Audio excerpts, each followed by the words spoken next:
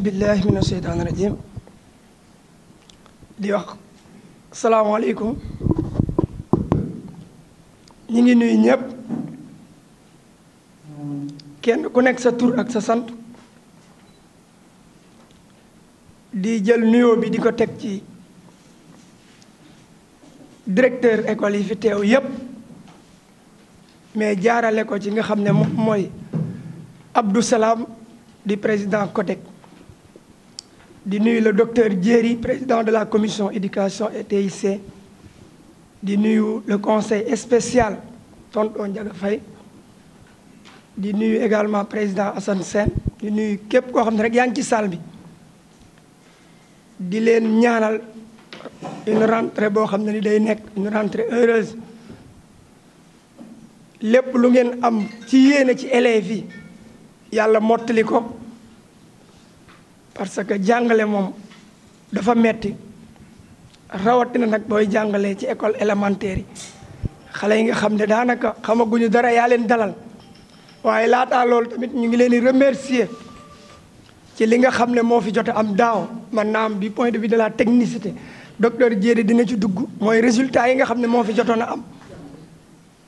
ñu jël remerciement yépp teg ko ci loxol Abdou Salam tey nag dafa nekk bis bu spécial mu nekk cérémonie de remise symbolique des fournitures ñu war koo jox directeur d'école yi ñu nekkal fi équipe municipale bi yépp di leen jottali nuyoo monsieur le maire monsieur Ahmed Dieye et l'ensemble des conseils municipaux ci mbirum éducation la nag mu jëm ci école élémentaire yi te loolu dafa nekk yëfi collectivité territoriale parce que ku ne xam na ne compétence transférée la li nga xam ne état moo ko jël dénk ko collectivité territoriale yi kon sunu mbir la lépp lu nu ci deful rek dañ koo amut ndax xam nañ ne suñu yëf la te sa yëf doo sañoon lépp day jaar ci aw yoon kon école élémentaire yi ak préscolaire yi mbir mi moo leen tax a jóg daaw am na lu fi jotoon a am docteur Diéry peut-être dina ci revenir dem nañ ba laal sax CM bi mais bokkul ci suñuy compétence mais nag y a ce qu'on appelle une compétence territoriale maanaam lépp lu nekk sa biir commune am na nu muy dem mën nga koo jàppale mais du point de vue du droit du point de vue des compétences transférées école élémentaire ak préscolaire moom la ñu dénk ñooñu lañ war a dimbali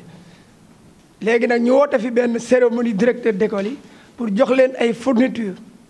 pour bu ngeen demee seen école yi ngeen mën koo jox élèves yi bu ngeen gisee tey le 9 daanaka école day soog a ubbi kenn jàngaleegul ñu teel a anticiper dañuy bañ peut-être élève bi dem ba parent jënd nga soog koo jox kaye su boobaa dootul am sens moo waral bëggoon nañ ko def sax bien avant mais comme rentrée des enseignants amutoon boo wootee peut-être l'enseignant qui doit quitter Fouta pour venir à Touba Toul étant directeur d'école peut-être du mën a assister ci yu mel nii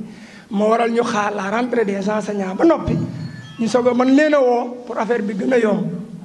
tey nag monsieur le maire ak équipe municipale bi yépp daa am lu ñu defoon lu mel nii jël benn budget alloué ko directeur d'école yi ren nag mu am benn augmentation bu am solo bu ci am mu nekk ren une enveloppe de 12 millions de francs CFA kon loolu yaakaar naa ne bu effort boobu amee képp ku fi teew war na xam ne monsieur le maire nii wala mairie Touba Toul compétence bi ñu ko dénk xam na ko xam na ne éducation boole na ko ci ay priorité te ku ne xam na ne budget tamit éducation ci budget national am na ci solo lool kon ñun bu ñu ñëwaatee collectivité territoriale ñu jël 12 millions alloué ko école élémentaire ak préscolaire cela veut dire que xam nañ l'importance de l'éducation kon dama bëgg kenn ku ci ne boo ñibbee nga yóbbaale lool te xam ne at mu jotit danoo ñaan yàlla mu yokk ren 12 millions lañ wax déwén buñ sañoon dinañ wax 15 millions ba 20 millions ainsi de suite yàlla mën na ko te ñu ngi leen ciy tàllal loxo ñépp ñaanal ñu tant que ñi ngi fi ñuy gën di yokk ndax suñuy askan lañ koy defal suñuy doom lañ koy defal suñuy rakk lañ koy defal parce que développement mooy éducation vraiment loolu lañu am lu ñuy wax di lancer un appel nag solennel à tous les enseignants mbir mi seen mbir la parce que l'enseignement ça doit être d'abord une vocation da ngay am envie jàngale mais doo jàngale pour wut xaalis kese non te loolu mooy par exemple ki nga xam ne day jóge Thiès wala Dakar fu mu mën di doon war na mën a xam ne 8 heures war na ko fekk classe de leen rappeler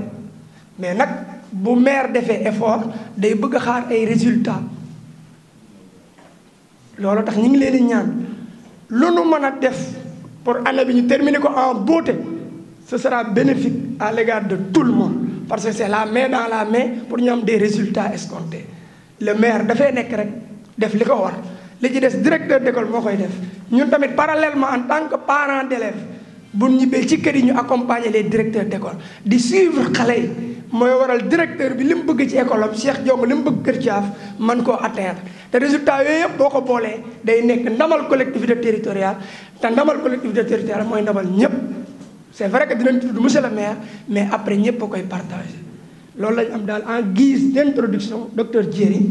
di leen gën a talalaat loxo di leen wax ne suñuy porte ubbil nañ ko ñëpp jafe-jafe bépp bu ngeen am ci biir école yi am ngeen un directeur muy Abdou Salam directeur yëpp mënuñu leen recevoir le maire mën de recevoir ñëpp mais au moins vous avez la chance d'avoir une structure lépp lu ngeen bëgg comme doléance bind leen ko ngeen jox ko Abdou Salam dina ko déposer jaarale ko ci docteur Diéry bi nga xam ne moom lañ dénk éducation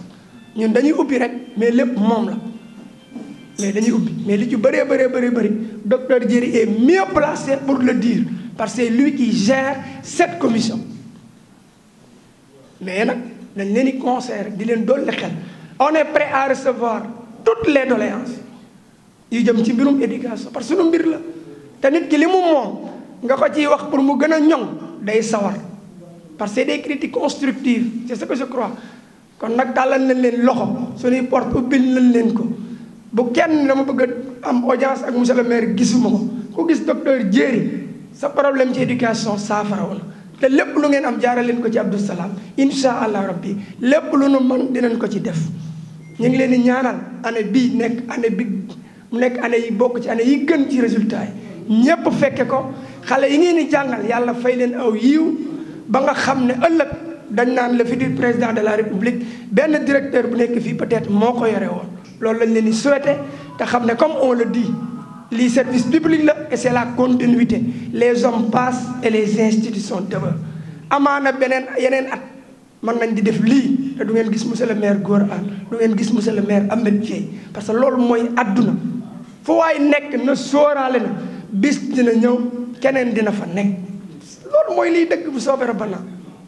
muy directeur muy maire muy ku mën di doon mais loo mën di defit njariñal askan wi la te lépp li monsieur le maire def effort yi am na yoo xam ne docteur dañ dugg tey raam peut-être bokkoonu ci mais bari woon nañ daaw ay sollicitation yu jëm ci rame de papier moo waral ren bi ñuy innové ñu boole wala ci rame de papier parce que y avait beaucoup de demandes te xam na ne école yi dafa métti da ngay gis benn école bu jógee fii war a dem ba Xombal ngir imprimer du am problème mu sax papier cela veut dire kon xam nañ seen i doléance mais nag comme on le dit petit à petit l'oiseau fait son nid lu nu gën di dem ngeen ñuy gën di dox doléance ñuy gën di améliorer di gën di innover mais jàppale na daal lépp lu ngeen bëgg ci éducation le maire et son équipe pare nañ pour accompagner leen pour que li ñuy viser mooy résultat bi ñu bëgg ñu atteindre quoi buñ ko mën doon am à 100% ñoom ko au moins à 98%. Je vous remercie de votre aimable attention. balaa ñuy commencer du ñuy sant yàlla di nuyu autorités yi fi teew yépp di ci jiital monsieur le maire Gora Anne di nuyu le président du CODEC le collectif des directeurs d'école Abdou Salam Diouf di nuyu l'ensemble des enseignants qui sont représentés par leur directeur d'école, les parents d'élèves, seen représentant di tonton Ndiaga Faye, les conseillers spéciaux du maire, Baye Ndiaga Gaye ak tonton Ndiaga Faye également, ak suñu naataangoo yi fi teew yépp, monsieur le maire Demba Gning, Assane Sène nekk suñu collègue enseignant. Di rafetlu kaddu monsieur le maire Gora Anne, je pense que introduction bi am na solo lu bëri peut-être lu ma war a wax moom wax na ko di wax ne cérémonie bi ñu dajale fii ce matin comme ni ñu ko xamee mooy remise symbolique fourniture scolaire yi nga xam ne nii dans le cadre des compétences transférées éducation collectivité territoriale yëpp duñ siy def ay efforts je pense que comme ni ko monsieur le maire Gora Anne waxee cette année am na vraiment une augmentation considérable parce que si je me rappelle bien année 2022-2023 si fonds de dotation yi nga xam ne mooy ligne budgétaire bi ñuy commandé fourniture scolaire c'était de l'ordre de 9 millions cette année ñu yóbbu ko ba presque 12 millions je pense que am na une augmentation considérable augmentation bi ci am nag parce que du ñu see boole ren les rames de papier je pense que daaw bi ñu joxee fourniture scolaire remarque directeur d'école yu bëri moo nekkoon les consommables informatiques di rames de papier bu ñu sañoon le matériel informatique connexe muy ay imprimante ak yu demee noonu du ñu koy commander mais ku ne xam na ne la carte scolaire de la commune de Touba Toul 36 écoles élémentaires dafa yaatu lool je pense que comme ni ko wolof di waxee daanu dajul suuf cette année moo tax ñu boole ci ay rames de papier ñu yokk également craie yi aussi di matériel didactique je pense que balaa ngeen di sori ci année bi ñu ci bëri aussi mën nañ jeexal craie moo tax ren ñu yokk craie yi par rapport au matériel géométrique comme ni ngeen ko xamee daaw joxe woon nañu ko mais matériel bi aussi c'est pas périssable du ñoo juger nécessaire ne ren en connivence avec CODEC bi représenté directeurs yi yëpp nañu yokk craie yi ñu indi ay rames de papier loolu moo justifié matériel géométrique bi nga xam ne daaw amoon ngeen ko déjà muy ay équerre ay compas ay rapporteur ak ay règles ren commandé wuñu ko mais incha allah beneen année bu ñu fi yàlla bàyyee mën nañ ko commandé waat am nañ yaakaar aussi ne dinañ def ay démarches pour volet informatique bi muy ay imprimante ak ay ordinateur aussi ñu def ci effort je pense que loolu laa bëggoon wax maintenant par rapport à la démarche ci fourniture scolaire yi je pense que depuis 3 semaines fourniture yi ñëw na je pense que comme ni ko monsieur le maire waxee yéene état à travers le MEN les IA les IF mooy aussi le respect du calendrier académique le concept qu'on appelle ubbi tey jàng tey même bu fekkee loolu mënul nekk en ce qui concerne la municipalité monsieur le maire Ahmed Dieye dafa def effort yu bëri ci éducation je pense que dafa jël éducation def ko priorité moo tax depuis le mois de je pense fin juillet la ma interpellé ne ma docteur dama bëgg ñu liggéey le plus rapidement ci commande fourniture scolaire yi déjà def na le tout ba ligne budgétaire yi mu nekk en instance nga xam ne bu ñu lancé commande bi rek dinañu ko jënd donc depuis 3 semaines fourniture yi ñëw na ci magasin toog di xaar bi ma waxtaanee ak directeur CODEC moom moo ma jox date bii tey bu doon suñu sago ñun bu école ubbee le 5 le jour J mënoon nañ ko joxe même avant mais moom moo ma wax ne il faut ñu xaar les directeurs ñu nekk sur place kon li ma bëgg a wax foofu mooy municipalité bi li ko concerné mooy dafa bëgg aussi ñu teel a commencé jàng bi ndax mu am aussi jeexintal ci xale yi ci loolu aussi ñu ciy sant bu baax a baax le corps enseignant man seen collègue la je suis enseignant ñun ñëpp ay jàngalekat lañu du préscolaire jusqu'au supérieur ñun ñëpp ay jàngalekat lañu xam nañu valeuru jàngalekat xam nañu aussi coono bi ngeen di daj man damay faral di ko wax chapeau à vous les enseignants de l'élémentaire man j'enseigne au niveau du supérieur mais je sais que yéen effort yi ngeen di def franchement parlant duñu leen di war a jaajëfal parce que ku am sa doom mu am juróom-benni at mu tollu ci éducation xamagul dara nga dénk ko ay enseignants au-delà du savoir da ngeen di jouer rôle parent di ko tete di ko encadrer di ko surveiller donc vraiment chapeau à vous. Société bi dafa war a gën a jox gëdd enseignant mais balaa boobu aussi ñun enseignant nañu xam suñu bopp bu baax ñu xam suñu valeur xam lu ñu représenté vraiment duñu leen di sant si turu monsieur le maire Ameth Dieye ma représenté ko si volet éducation mu ngi sant tout le corps enseignant de la commune de Touba Toul, tous les parents d'élèves, tous les acteurs en général. Parce que performance yi ñu def ci année 2023 bi je pense que musuñu ko enregistré à ma connaissance. Parce que au niveau du CFE, si je me trompe pas, am nañ 97%. Il y a une dizaine d'écoles yoo xam ne ils ont fait 100%. ñu leen siy féliciter di leen encourager ngeen continuer ci dynamique boobu parce que la dynamique qualité commencement la li gën a am solo nga maintenir ci dynamique boobu donc nous sommes au début du commencement duñu leen di encourager écoles yi def 100% nañu continuer ci dynamique boobu écoles yi def 96 ba 99% aussi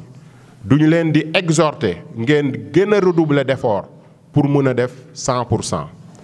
Au niveau du brevet de fin d'études moyennes, on a enregistré près de 69%. mu nekk résultat yu am solo également. ñu siy cité kaawu CM Ndoukoumane, ils ont fait 100% au BFM. loolu aussi du ñuy faral di ko wax. je pense que ku def résultat yu baax duñu la war a encourager duñu la war a citer comme modèle nga war a tirer ñeneen ñi aussi ñu dem vers l'excellence. Le CM de Ndoukoumane, on félicite le principal, M. Diop. Il a fait 100% au brevet de fin d'études moyennes. Nous félicitons aussi le CM de Touba Toul et le CM de Ndiakhou. Mais si nous insister sur les résultats, au niveau du baccalauréat, Rennes Touba Toul a enregistré un taux de 72,1%. Et Touba Toul n'est monde rural. La moyenne nationale au baccalauréat, c'est 51%. Touba Toul a enregistré 72%. Nous avons fait un rebond de plus de 20% par rapport à la moyenne nationale. Lolo aussi, muy lu ama am solo. Lo xamné ni aussi duñuy faral diko wax. Je pense que le président de l'APE du lycée est là. Si je me rappelle, si je me trompe pas, excuse-moi. C'est la première fois que nous avons ce taux au baccalauréat. Nous sommes félicités tout le corps enseignant du lycée, en commençant par le proviseur, le censeur Aliou Seck du Doomu Touba Toul, le président de l'APE du lycée Ndiaga Faye, vraiment c'est un soldat de l'éducation. Il fait beaucoup d'efforts. Parce que parents d'élèves aussi dafa am cër bu am solo si jàng. Dans la nouvelle approche aujourd'hui, l'école, c'est l'école de la communauté. Au-delà des acteurs classiques que sont les enseignants, les administrateurs des écoles, des directeurs, des proviseurs, des principaux, la communauté bi aussi dafa am solo ci école, muy parents d'élèves, muy CGE, muy bajanu gox, muy chef de village. Fofu aussi duñu ci profito di lancer appel ne Touba Toul tay la municipalité fait énormément d'efforts dans l'éducation. Lolu mo jur résultat yi ñu am. Le corps enseignant aussi, li ñu wara def yépp ñu ngi koy def. Chapeau à vous. L'administrateur des écoles, du directeur, proviseur, principaux yi, surveillants yi. Mais la communauté duñu leen di lancer appel nañu gëna góorgóorlu. L'école c'est l'école de la communauté, surtout au niveau du cycle élémentaire. Là où on a remarqué vraiment des problèmes aujourd'hui, c'est l'engagement des CGE, il faut le dire. Je pense que le président du CODEC est là. Nous avons fait un très long interview avec l'inspecteur chargé du projet PAM. Il nous a dit qu'au niveau de la région de Thiès, Touba Toul fait partie des communes yi nga xamné on n'a pas senti l'engagement de la communauté, muy CGE yi, muy ICGE yi, doxul. Le problème aujourd'hui, là où le bas blesse, fofu la. Dama si insister, wax naa ko ci ay émission Touba Toul sa kanam ak yeneen instance de communication ci Touba Toul. Nee naa leen aujourd'hui fi ñu gën a am problème parce que là c'est l'ensemble des acteurs de l'éducation, ils sont réunis ici. instance bii ñu am yombul ci année bi j'en profite pour ñu wax les problèmes pour ñu diagnostiquer ko parce que suñu objectif mooy qu'on résout les problèmes de l'éducation dans la commune. Parents d'élèves yi bu fekkee ñu ngi fi wala seeni ndaw ñu ngi fi nañu gën a góorgóorlu ci école. L'école c'est l'école de la communauté. Parents d'élèves war nay dem école muy surveiller xale di discuter ak directeur am di xool résultat am di ko saytu parce que élève boobu neexul ba neexul mais bu amee ay lijaasaam ëllëg mu am liggéey ki muy njëkk a xool mooy ay parents fameem kon ñun Touba Toul nañu xam ne jàng du caageen nga bàyyi sa doom école ak enseignant mu siy kërti bu sa doom amee indil la nañu si bàyyi xel. Ailleurs dans les grandes villes am na ñoo xam ne du ñuy fay ay millions ci seen doom au niveau de l'élémentaire j'en sais quelque chose bu ngeen demee ne ay écoles yu mel ni ay collège Sacré-Cœur ay les Maris ak yeneen écoles yu bëri Notre-Dame y a des parents qui inscrivent à plus de 600 000 seeni élèves di leen fayal chaque mensualité plus de 100 000 élèves yooyu ak ñun ñii suñuy élèves Touba Toul ils sont dans le même système d'enseignement ils vont faire les mêmes examens muy CFE muy entrant muy BFEM muy baccalauréat ils vont faire les mêmes universités les mêmes formations ils vont compétir dans le même système de concours au niveau national pour ñu mën a nekk ay cadres ëllëg pour mën a dimbali seeni famille mën a dimbali seen dëkk mën a dimbali seen réew kon parents d'élèves yi nañu xam ne l'école publique nga joxe sa doom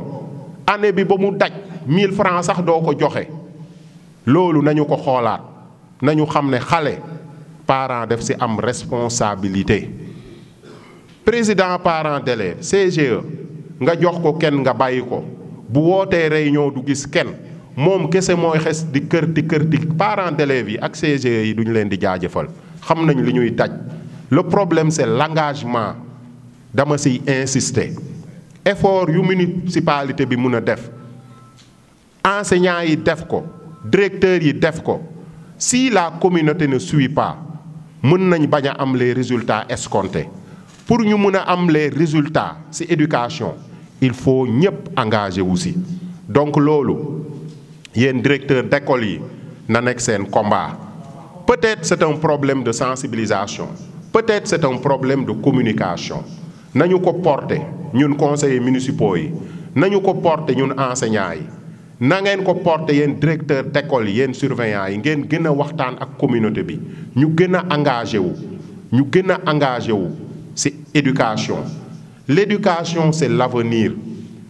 l'autre disait que la machine la plus puissante pour changer le monde c'est l'éducation les pays émergents aujourd'hui ay Inde ay Brésil ay Corée au moment des indépendances en 1960 yéen enseignants yéen a ma ko gën a xam nous étions au même niveau de développement que ces pays aujourd'hui Corée dafa nekk un modèle de développement technologique Brésil Ghana Rwanda nekk modèle bu ñuy citer en Afrique ils ont travaillé l'éducation ils ont investi sur le capital humain ils ont travaillé les ressources humaines pour être à ce niveau de développement kon ñun enseignants yi nañu xam ne li ñu war muy tabax xale tabax avenir u réew nañu nekk ci dynamique boobu bu ko société bi xamee baax na mais nañu xam ne loolu kese moo ñu mën a développer ëllëg du leneen du wax ju bari ay boroomi xam-xam en science en technologie en médecine état de droit ak leneen kese moo mën a développer Sénégal du leneen ñun ñëpp xam nañ loolu kon ma bañ a guddal fi may terminer mooy effort yi monsieur le maire def ci éducation aussi duñu koy rappeler daaw je pense que cérémonie bi dafa nekkoon duñu ko boole woon ak journée d'excellence ñu tànnoon les meilleurs élèves de la commune je pense que école élémentaire yi amoon ci 70 élèves ou 72 2 élèves lañ tànnoon par école CM yi les 3 CM fu ne amoon ci 9 lycée bi amoon ci 6 mu nekkoon plus de 100 élèves yi gën a ràññeeku ci Touba Toul ñu jox leen ay neexal takkal leen ay écharpe tegal leen la musique de la police nationale la fanfare sargal leen ci seen kanami enseignants ci seen kanami parents loolu nekk aussi une concurrence saine et positive parce que aussi xale bu ci bokk di nga am kontaante di nga am fierté sa parent am ko sa directeur say enseignant am ko xale bu ci bokkul je pense di nga lancer défi ne ëllëg man bëgg naa bokk ci lii nañu aussi góorgóorlu ci concurrence yooyu di ko lancer des activités comme ça c'est extrêmement important ren incha allah bëgg nañ ko organiser mais laa dafa xaw a serré budget commune bi dafa xaw a metti parce que maire dafa def effort yu bëri dans tous les domaines comme fournitures yi mënul a xaar du ñuy commencer jàng moo tax mu ne nañu joxe fournitures yi mais incha allah am nañ yaakaar ne dinañ def journée d'excellence bi ñu koy def aussi duñ ko boore woon ak journée de solidarité scolaire si démarche monsieur le maire ak leadership am dafa demoon si MRD mouvement Rassoul-Dieng partenaire ñoo xam ne du ñuy def social ci éducation ñu mayoon ko 1000 kits scolaires d'une valeur de 15 millions de francs CFA kit bu ne amoon na sac cahier tout le matériel géométrique que l'élève a besoin on s'était dit que comme au niveau de l'élémentaire ils ont déjà leur fourniture sous fonds de dotation yi te aussi monsieur le maire dafay faral di wax ne moom gëmul compétence technique compétence territoriale la gëm li ñuy wax ne éducation transférée c'est l'élémentaire le préscolaire monsieur le maire Ahmed gëmul loolu man président commission éducation gëmuma loolu parce que yéen élèves yi ngeen di former au niveau de l'élémentaire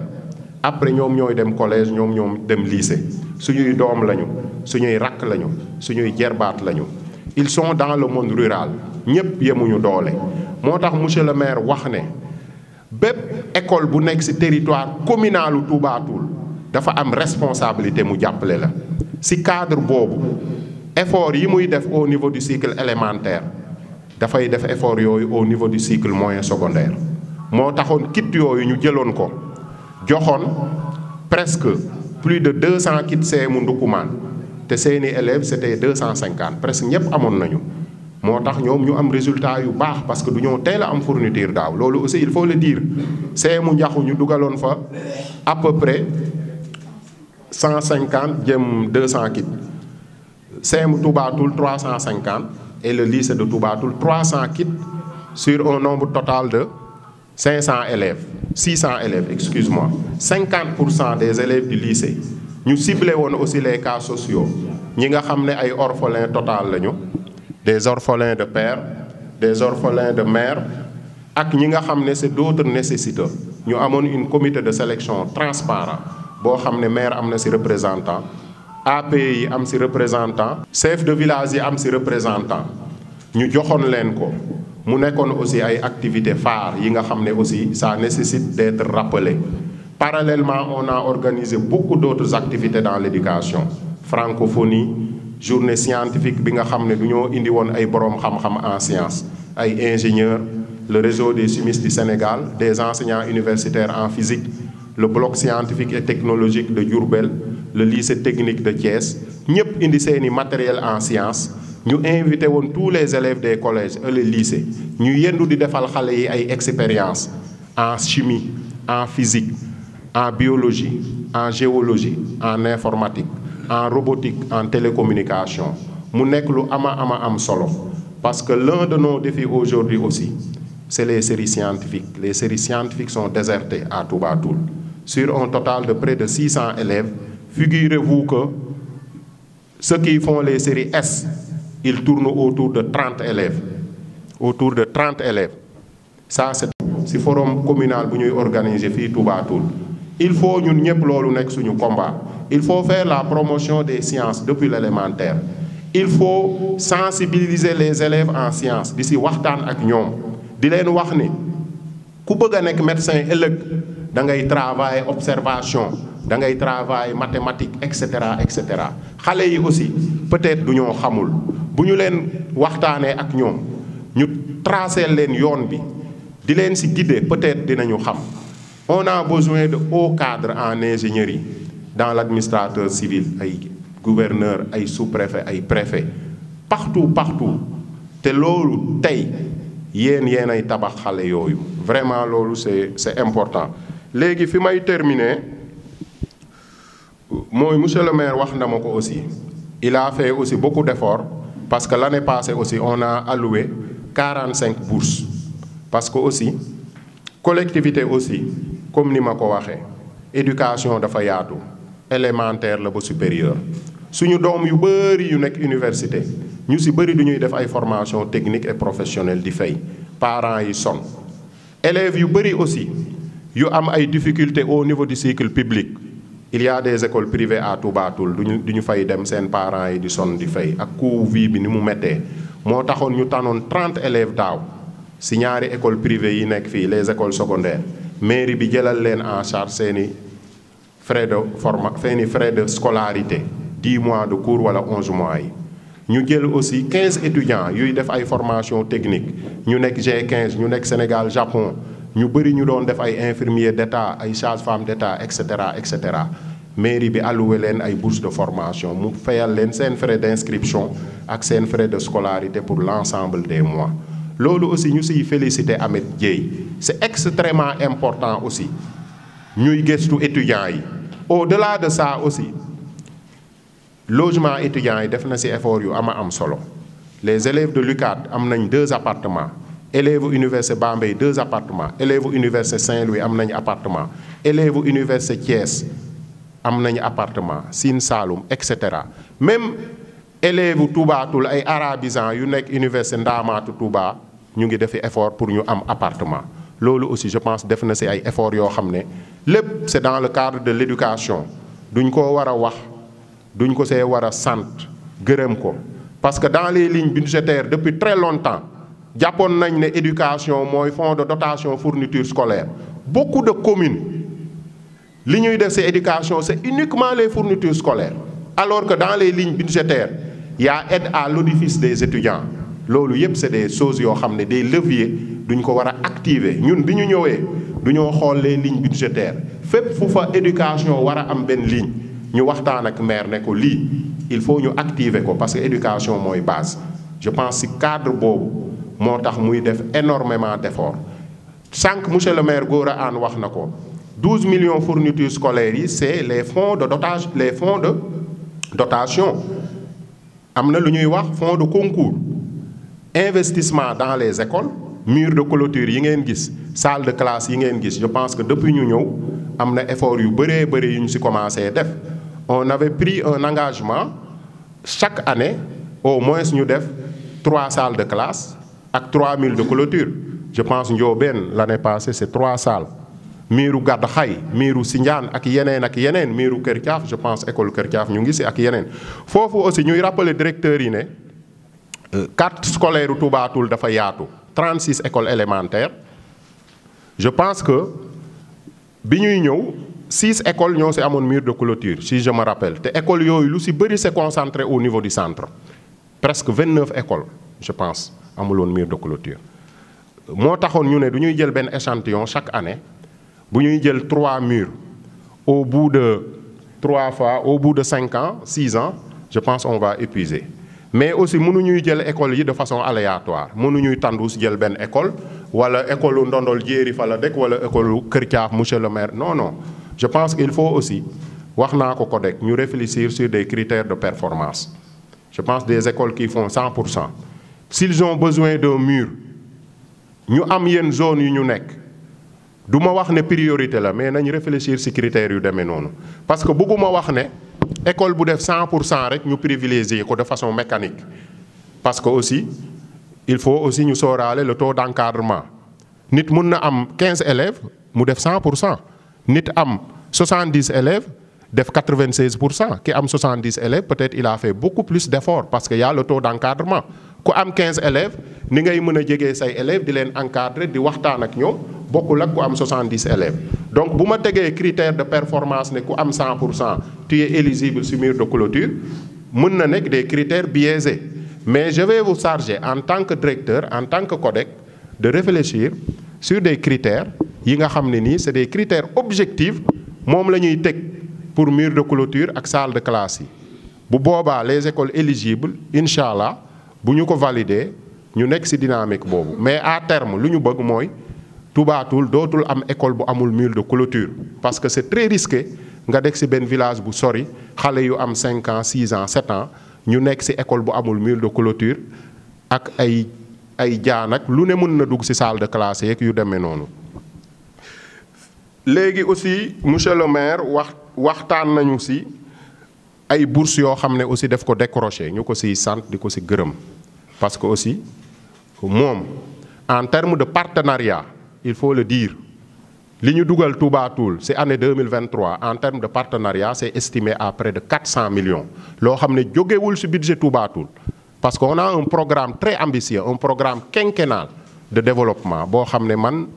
j'étais le rédacteur ñu bind ko xam bu baax ne sur les 5 ans fii la ñuy yóbbu Touba Toul en termes de développement ñu def ko ay volets éducation formation santé électricité hydraulique etc cadre de vie lépp duñ ko bind avec une planification très claire ñu liggéey ci ak ingénieur ma ko doon piloté. Ce programme là monsieur le maire il a fait presque le tour des 5 continents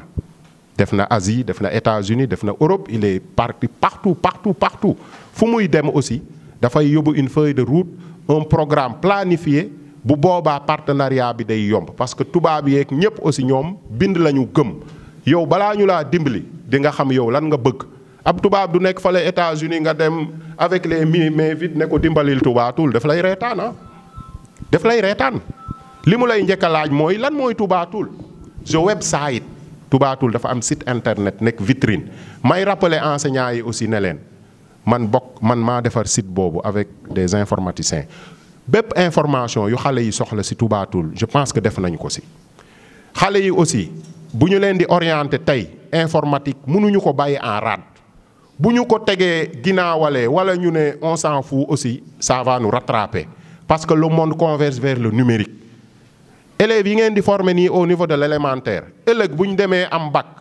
informatique bi day commencer campus Sène ci informatique la ñuy bindu UVS enseignement à distance enseignement en ligne même dans les universités physiques comme l'UCAD une partie des enseignements c'est en ligne donc ñun enseignants yi nañu positionné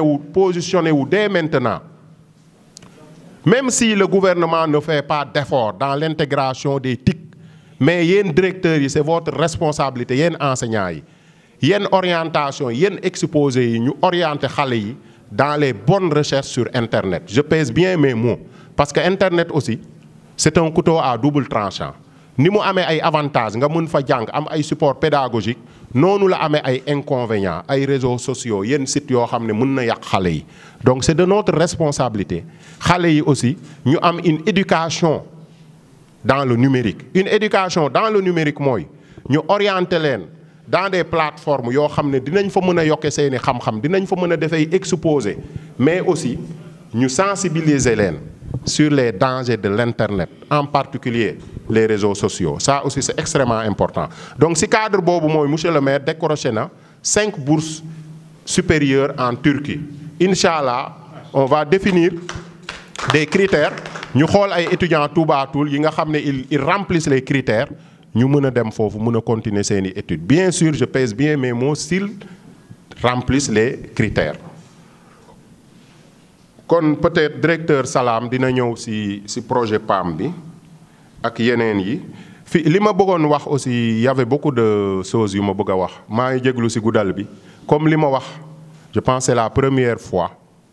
commission éducation CODEC parents d'élèves maire daje ak directeurs yi Inch'Allah remise fourniture yi du jël temps on a déjà la base de données des effectifs yi nga xam ne planificateur IF moo ñu ko jox Nazalé ñun on se base sur ça pour faire les commandes ñun bi ñu ñëwee aussi lépp lu ñuy def c'est scientifique bu ñuy commander ay fournitures aussi aujourd'hui on a près de 8700 élèves au niveau de l'élémentaire je pense que ñi ko am ci arrondissement bi bëriwul Khombole à côté j'ai vu dans les réseaux sociaux 3300 élèves presque ñun on fait 3 fois les effectifs de Khombole loolu aussi il faut ñu xam ko Ngoundiane c'est 15 villages Touba Toul c'est aujourd'hui 98 villages c'était 96 mais en 2023 on a 2 hameaux qui sont passés en village Thiathiaw ak Ndiodiop loolu aussi nañ koy boole ci suñu kom aujourd'hui on a 98 villages et 20 hameaux donc au lieu de 22 hameaux duñ ci mooy 2 yooyu et 20 hameaux parce que il faut donner des informations officielles aussi notre base de données scolaire ci calcul yi ma def on a près de 17 000 élèves 17 000 élèves 17 000 élèves yooyu élémentaire am na si 8 700 bu ñu jëlee les CEM Touba Toul tey ils ont près de 1200 élèves je partage avec vous en tant que directeur parce que ñii am entrance yéen ñooy dem CEM le CEM de Touba Toul est bloqué aujourd'hui le CEM est bloqué rien que hier le surveillant m'a envoyé un message pour me dire ils auront des classes qui vont faire plus de 100 élèves en 6e plus de 100 élèves en 6e ils ont 5 ou 6 niveaux de plus de 100 élèves en 6e les élèves de 3e ne font pas moins de 70 donc aujourd'hui na nekk suñu combat aussi en tant que collectivité en tant que acteur de l'éducation monsieur le maire mu ngi siy liggéey ak man on a déjà la demande pour un autre CEM mais aujourd'hui on aura énormément de difficultés au niveau du CEM ils ont près de 1200 CEM Ndoukoumane ils sont près de 250 en 2023 bien sûr jëluma effectif yi 2024 CEM Ndiakhou ils sont près de 500 le lycée de Touba Toul 600 l'ensemble des élèves des écoles arabes et daara ils sont près de 6000 parce que ñun bi ñu ñëwee aussi du ñoo wax ne école arabe ak daara du ñoo bokk ci système éducatif yéen ñëpp xam ngeen ne aujourd'hui au niveau de l'État il y a une intégration des écoles arabes et daara dans le système parce que aussi ces diplômés là yi am ay bac ci Al-Azhar yi ak yeneen école arabe ils vont faire de grandes universités en Égypte au Maroc et dans le Moyen-Orient en général ces gens-là s'ils reviennent avec des diplômes d'ingénieurs en arabe en médecine etc. il faut les intégrer dans le système c'est des Sénégalais l'État sait que ça c'est une bombe bu ko jëlul en charge ça va éclater d'autant plus que les familles religieuses ñi si ëpp si ils sont issus de ces familles religieuses te du ñoo am cër Sénégal aussi moo tax depuis 2013 l'État a instauré le bac arabe la série LAR et la série LA képp ku am bac ci école arabe mun nga def candidat libre nga def bac français bi mais aussi ñooñu tey système élémentaire beek yépp il y a l'inspecteur des écoles arabes et daara je pense bien ñu ngi leen di intégrer ci système bi ñooñu aussi je pense que il faut ñu def ci ay efforts ñun ñëpp ñu xool c'est vrai que c'est un problème de structuration c'est un problème de formalisation parce que école arabe ak daara yi aussi il y avait pas un système de référence comme le bac français comme le système il faut le dire aussi parce que man bu ma soxlaa effectif école français yi il y a une structure organisée c'est l'IEF après c'est l'IA après c'est le MEN après c'est le président c'est très bien organisé le système d'éducation le MEN est très bien organisé mais tey bu ma jógoon daaw bi ñu joxee fourniture yi li tax ma koy wax mooy école arabe ak daara yëpp du ñoo jóg ñu ne lu tax joxuñu leen si la ñu bokk lu tax ça a été un problème parce que bu ma soxlaa effectifu école français yi damay dem IEF Thiès département le planificateur en tant que collectivité il me donne mais tey bu ma jógoon takk ne dama soxla effectif école arabe yi ak fu ñu nekk fan laay dem y a pas une structure organisée moo tax daaw ñun ñu defoon ci benn liggéey ñu recenser leen aujourd'hui au niveau de Touba Toul on a la base de données des écoles arabes et daara ñu recenser woon ci 59 écoles arabes et daara école bu ci nekk xam nañ fu mu nekk village bi xam le directeur xam am contact am nombre d'élèves yi mu am wala ndongo daara yi mu am daaw bi ñu joxee fourniture yi ba pare aussi monsieur le maire dafa yëkkati une enveloppe de 1 million mu ne ma xoolal nu ñu leen ko joxe de façon symbolique ku ci nekk aussi ñu woo leen réunion comme nii tous les enseignants des écoles arabes et daara ñu waxtaan ak ñoom ñu ne ku ci am des effectifs de plus de 200 tu as tant ci enveloppe bi ku ci am des effectifs de moins de 200 tu as tant ci enveloppe bi loolu daal vraiment mu nekkoon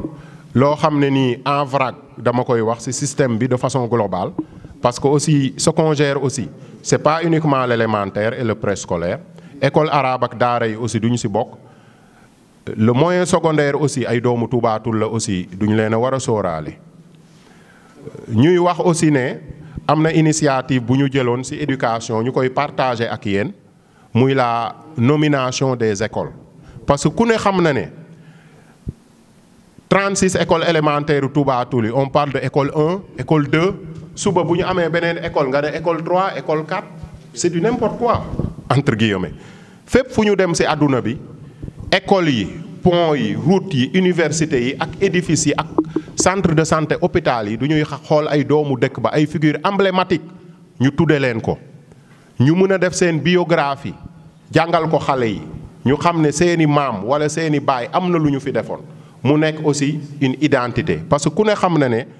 le combat de Cheikh Anta Diop ça a été l'identité culturelle de l'Afrique emblématique ci dëkk boobu koo xam ne def na fa lu rëy ñu proposé ñu ko bi ñu ko defee mënuñu jël tout de suite pour les 36 écoles élémentaires nous avons démarré avec une phase pilote de 10 écoles yi ci ëpp nag ñu ngi ci centre bi école Sindiane école Kër Thiaf école 1 école 2 etc etc etc mais les écoles sont réparties de façon équitable dans les 5 zones parce que Touba Toul dafa am 5 zones le centre Ndoukoumane la zone de Ndiakhou la zone de Kër Ibra Gueye et la zone de Thila Ounté donc lépp lu ñuy def c'est toujours du point de vue géographique de la répartition aussi duñ koy sóoraale ñu leen di partager ak yenn information boobu le conseil municipal a déjà voté pour 10 écoles les parrains ñu ngi bind les biographies des parrains après dossier bi dafay dem IF dem MEN après le président de la République prend un décret c'est une affaire sérieuse hein maintenant le président qui incarne l'État qui est censé avoir toutes les informations les renseignements et tout il peut demander qu'on fait une enquête sur tel parrain pour xool est-ce que c'est un modèle etc etc moo tax le choix est extrêmement important donc loolu ñu koy partager ak yéen les écoles yi nga xam ne moom lañ démarré les directeurs concernés dinaa ci waxtaan ak ñoom ñu mettre ma en rapport avec les CGE parce que PV CGE yi rek moo ma dese après incha allah dossier bi dem bu président génnee décret bi nag bu boobaa ñu ñëw au niveau de l'école def une cérémonie avec le maire après ñu def le tableau là avec son nom et cetera et cetera donc voilà quelques informations utiles yu ma noonu aussi dinaa ko partager avec la communauté éducative parce que ñi fi nekk tey c'est la vitrine de la communauté éducative ils sont tous là donc yenn information yi on en profite pour partager ko ak ñoom di jégalu bu baax nag ci guddal bi xaw na gudd mais yitte yi nag ak quintessence bi ak importance bi moo tollu foofu ñu leen di sant di leen gërëm di leen baalu àq wasalaam. ci diggante ñoom ak collectivité territoriale bi te tamit wax dëgg yàlla fakastal ñu ma parce que nit ki mën nga ko jiital bari di ko fakastal maa leen sant bu baax ci loolu sant leen également ci taxawaay bi ñu taxaw ci écoles yi seen école respective docteur wax na ko ren am nañu résultats yu mucc ayib wax dëgg bi yàlla résultats yi ñu am ren mosuñu ko am te loolu bu amee en grande partie liggéeyu directeurs yi la liggéeyu équipe pédagogique yi parce que ñoom ñoo yore élèves yi ci classe yi ci écoles yi wax na ne am na école yu am en 100% waaye mën naa ne école yépp la seen résultat baax parce que pour ma jox leen ci firnde rek ma jël ñetti centre rek Touba Toul 1 Touba Toul 2 Sindiane ci lu ëpp ñetti téeméeri élèves la échoué CFEE ma jot fukk juróom ma jot 15 pour wax leen rek ne baxaayu résultat yi école yépp la seen résultat baax te loolu dafa rare parce que at mu jot dañ doon naan ñii seen résultat baax na ñii seen résultat tane na ñii seen résultat baaxul waaye ren école yépp am résultat yu baax école yépp commune bi yépp kon loolu dañ ciy jaajëfal ñëpp te loolu bu amee directeurs yi ñoo ci jiitu mën na ma jàngalekat yi waaye tamit fàttanu ñu CGE yi président CGE yi parce que école du rek directeur jàngalekat waaye tamit président parent d'élève ñu ngi ci moo tax ñu ne CGE nga xamante ne nii ñëpp képp ko xamante ne nii am nga intérêt école jege nga école ñu boole la ci kon loolu ñoom ñëpp la waaye tamit bu amee surtout impulsion mairie la collectivité territoriale ñoom tamit vraiment ñu sant leen bu baax kañ na docteur Diéry ci intervention wax na réalisation yi commune bi def kañ na duma ci dellu si waat li ma ciy def rek mooy vraiment sant leen ci parce que nit ki tamit bu defee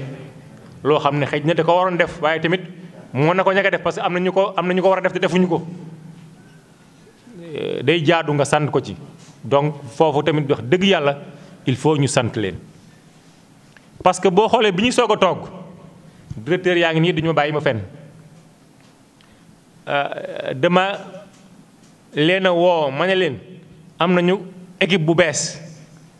te yàlla def éducation di compétence transférée il faut ñu liggéey ak ñoom nañu commencé réfléchir ci nan la ñuy liggéey ak ñoom ñu def expression de besoin loo xamante nii dañ koy soli soxla ñu d'accord ci ne li nga xam ne ñi fi nekkoon ñu ko doon def loolu dañ ko war a maintenir muy dotation classique bi muy ay fourniture scolaire cahier yi ardoise craie bic des fois ñu joxe matériel didactique ak yooyu ñu ne donc loolu il faut ñu maintenir ko ci loolu laa jokkoog monsieur le maire Ahmed Dieye ma koy remercier au passage ak équipe bi yëpp mu mettre ma en rapport ak docteur Diéry Ngom nga xam moo yor commission bi ma wax ko ne ko équipe bi fi nekkoon lii lañ doon def moom sax mooma laaj ni ki fi nekkoon lu mu doon def ma wax ko mu ne ma lii de buñ ko yokkut duñ ko wàññi effectivement wàññiwuñu ko waaye dañ ko yokk plus leneen parce que li ñu waxoon ne loolu lañu koy dañu en plus dotation classique bi muy fourniture scolaire yooyu muy cahier yi bic ardoise ak yooyu léeg-léeg ñu soxla matériel didactique muy ay règle équerre compas rapporteur muy jumtukaay yi ñu liggéey ci classe yi léeg-léeg ñu soxla matériel de bureau mooy matériel bu sew sewaan bi mooy ay agrafes ak yooyu nga xam ne dañu koy soxla ci bureau yi léeg-léeg également matériel d'entretien mooy ay siwo grésil kotol javel yooyu matériel d'entretien léeg-léeg également rame de papier du ma ne léeg-léeg rame de papier moom pour toujours ak matériel informatique ay photocopieuse imprimante ak yooyu ak kii bi consommable yi donc muy en gros yoo xamante nii mooy expression de besoin yoo xam ne ñoo ko defoon yàlla def na nag daaw jotoon nañu dotation boo xam ne en plus dotation classique bi muy cahier bic ardoise ñu jotoon matériel didactique mooy ay règle équerre rapport compas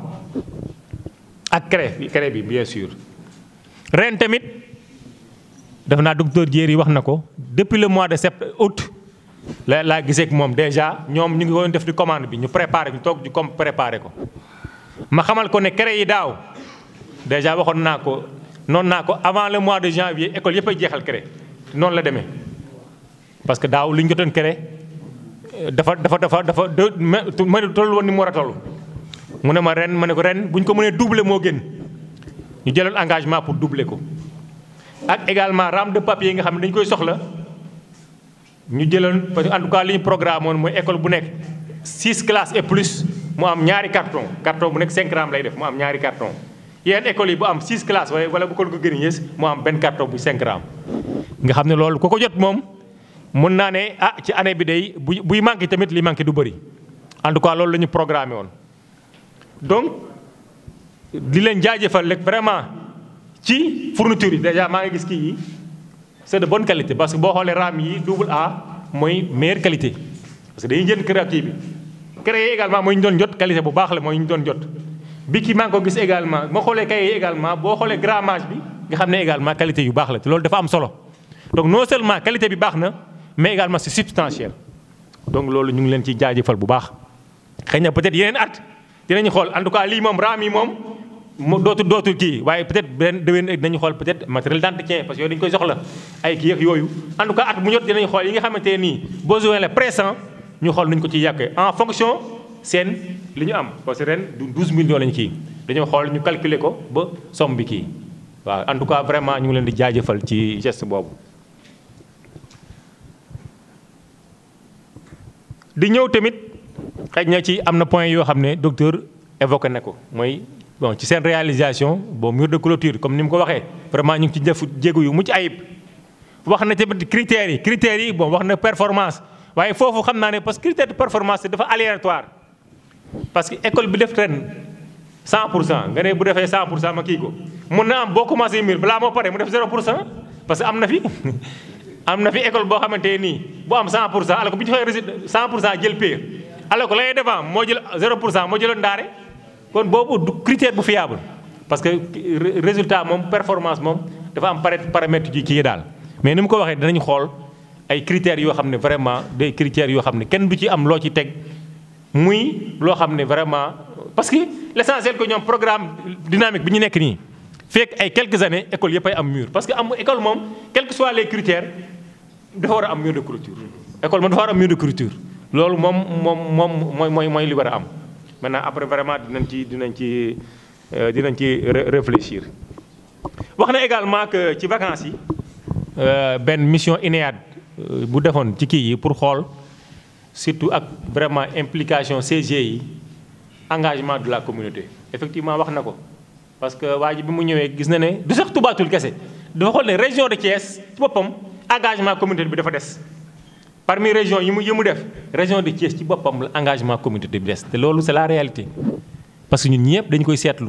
fii ku fi convoqué réunion parents d'élèves nga fi réunion même bu dee 12 classes ña fay nekk du ñu fees ab classe école yëpp xam nga loolu day wane ne vraiment parents d'élèves jàpp bu ñu war a jàpp école des na. CG boo dem boo xoolee mën naa ne ay ñaar ak ñett ñoo fa jof ñoo xamante ne nii ñooy ñëw di def liggéey ba ñeneen ñi dañuy toog parce que bu ñu nee vraiment amut dañuy kii parce que am na ñoo xam ne wax dëgg yàlla ñu jàmbaare ñoo xamante ne nii fu école soxlaa ñu taxaw te kenn fayu leen dërëm ñooñu tamit vraiment il faut ñu jaajëfal leen waaye wax dëgg yàlla engagement communautaire boobu des na bu baax a baax a baax. wax na également je crois que CG yi parce que école bu nekk am na CG am na sax kuréel yoo xamante ne moo lëkkale CG yi muy UCG waaye tamit foofu tamit xëy na wax na ko am na ñu ci bëri yoo xam ne dañu leen war a renouveler xëy na daaw programmé woon nañ ko am na ñu def renouvellement waaye école am na ñu bëri ñoo xam ne dañoo war a renouveler seen CG. ci loolu tamit wax naa ko tamit la collectivité territoriale xam nga CG bu nekk dafa war a am représentant parce que balaa ñoo kii foofu il faut que le maire école bu nekk mu xool mu wax parce que représentant du koo xamante ne du ñu ko fol du fole amul voix délibérative école bu nekk parce que ña fa nekkoon noonu ancienne équipe bi ñoo leen fa teg il faut que école bu nekk ñu xam kañu fay teg UCG bu nekk également ñu xam kañu fay teg comme ça tamit parce que bu ñu def renouvellement ñooñu duñu leen fol nomination la yooyu tamit docteur wax na ko vraiment lu am solo la dinañ ci kii parce que toujours ci engagement communauté bi la parce que balaa ñu wax engagement communauté balaa ngay naam ne fa il faut d'abord que CG yi ñu mettre leen en place. ci loolu également je crois que waxu ci xam nga inscription am na ñu bëri ñu naan élémentaire am na kii parce que inscription duñu tax tuddee inscription parce que même bu dee texte yi léeg-léeg dañu naan élémentaire parce que amul inscription waxin la rek parce que kayit yi ñuy liggéey document statistique léegi dañu naan contribution des parents noonu la ñu ko tuddee mooy parent bi il faut mu école mu dugal ci loxoom parce que am na dépense pour firndeel rek ab cadenas ngoom bi nga xamante ne mooy tëj classe bi 1000 francs lay jar yooyu par exemple bu yàqoo directeur bi du ko jël ci poosam donc pour wax ne rek am na dépense yoo xam ne école da ko war a joxe teg collectivité territoriale jox ko état jox ko donc il faut parents yi ñoo koy war a joxe donc loolu école bu nekk il faut loolu ñu naan inscription xëy na noonu lañu ko tuddee waaye contribution parent tudd il faut parent bi joxe ko loolu tamit dafa am solo xëy na évoqué wuñ ko mais léeg-léeg day am ñu koy wax naan waruñoo kii ak loolu lu am solo la waaw te ci document yi ñuy liggéey statistique yi dafa am ab rubrique kon ne lu war a am la parce que école institution mu war a doon ni mu amee ay dépenses noonu lay war a am ay recettes parce que état bi am na suñu budget dañu ko waroon a jox at mu ñett waaye depuis 2018 jotuñu ko xëy na bu ñu ko jotoon am na lu bëri duñu ko laaj waaw.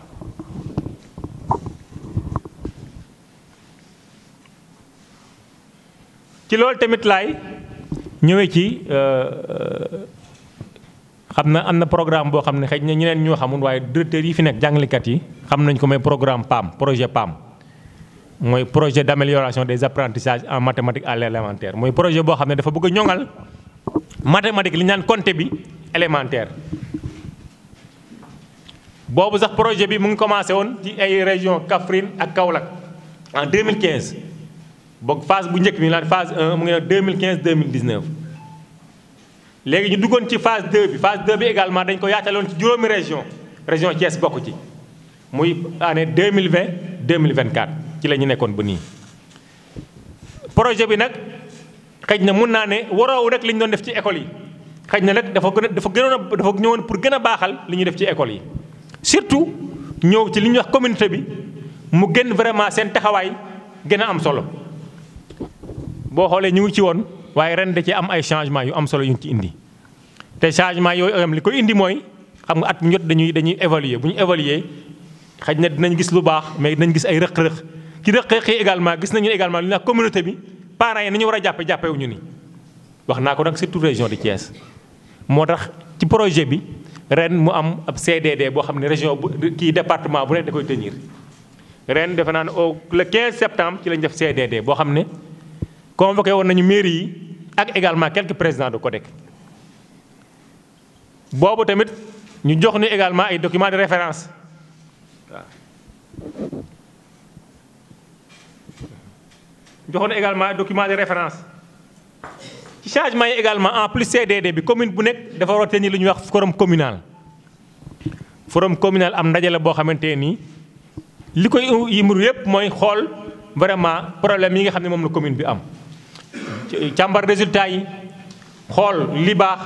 xool li bon jéem a xool également surtout ñu jël benn poñ nan la ñuy def vraiment pour gën ko ñoŋal loolu mooy itey forum communal. commune yëpp ñoo koy ko organiser. def nañu calendrier Toubatoul ñu ngi ayee dans la période du 13 au 15 novembre des na kon dinañ am temps pour gën ko préparer. ci forum communal bi tamit dinañu rappeler également ak ki nga xam li nga xam ne moo ci war ku nekk am na ci lu ci war mairie bi am na ci lu ci war école bi CGE bi lu ci war UCG bi lu ci war chef de district bi kenn ku ci nekk am na lu ko war te li ko war waroowu rek li ko war ci liggéey bi. li ko war ci liggéey bi donc la ñuy feddali buñ ci àggee dina am peut-être que ci kii bi sous-préfet dina ñëw sous-préfet inspecteur chef de district bi nga xam ne moo yor district Xombol bu ñu bokk. dina am également CGE bu nekk dina président ba day ñëw ak secrétaire bi muy directeur bi muy am également représentant jigéen ñi représentant jeunes ñi représentant conseil local de la jeunesse bon collectivité territoriale wax naa leen. donc mu ngi mel ni maanaam li ëmb UCG rek ñoom ñëpp dinañu teew waaw donc loolu mooy forum communal boo xam ne bés bu ñu ca àggee xëj na dinañ def convocation yi tamit également solo si waxtaan bi également ñu kii ko xëj na li ma junj naa ko rek ci li ñu war a waxtaane mais d'ici là vraiment dinañu am temps pour gën cee ñëw donc parce que projet PAM boobu xëj na sax ci activité numérique donc la ñu intervenir benn fànn parce que mathématique ñeenti activité la. activité numérique mooy compte bi géométrique activité de mesure ak résolution de problème waaye boo xoolee ci benn activité la doon intervenir ren nag yaatal nañ ko ci ñeent yëpp. tamit dañoo commencé woon CI ba CE2 ñeenti classes yu njëkk yi depuis daaw ñu yóbbu ko ñu yokk ci CM1 ak CM2 kon at bu njëkk am na yokkute bu ci am. donc loolu ñu xam ko am na également ay cahier d'exercice yu ñu defar yoo xam ne xëy na également. projet bi tamit waxoon na ne du jël engagement ne dina defar yu bees waaye li nga xam ne moo ne ci école yi daaw nañ ko maintenir fexe vraiment téye ko xool ndax dina am leneen. waaye tamit ñaax nañu également peut-être collectivités territoriales yi bu dee mën nañoo jàppale écoles yi ci mu ñu photocopier ko wala même CGE yi également ci seen liggéey également bu la ko seen moyen permettre également ñu photocopier également pour mu doy ci élèves yi.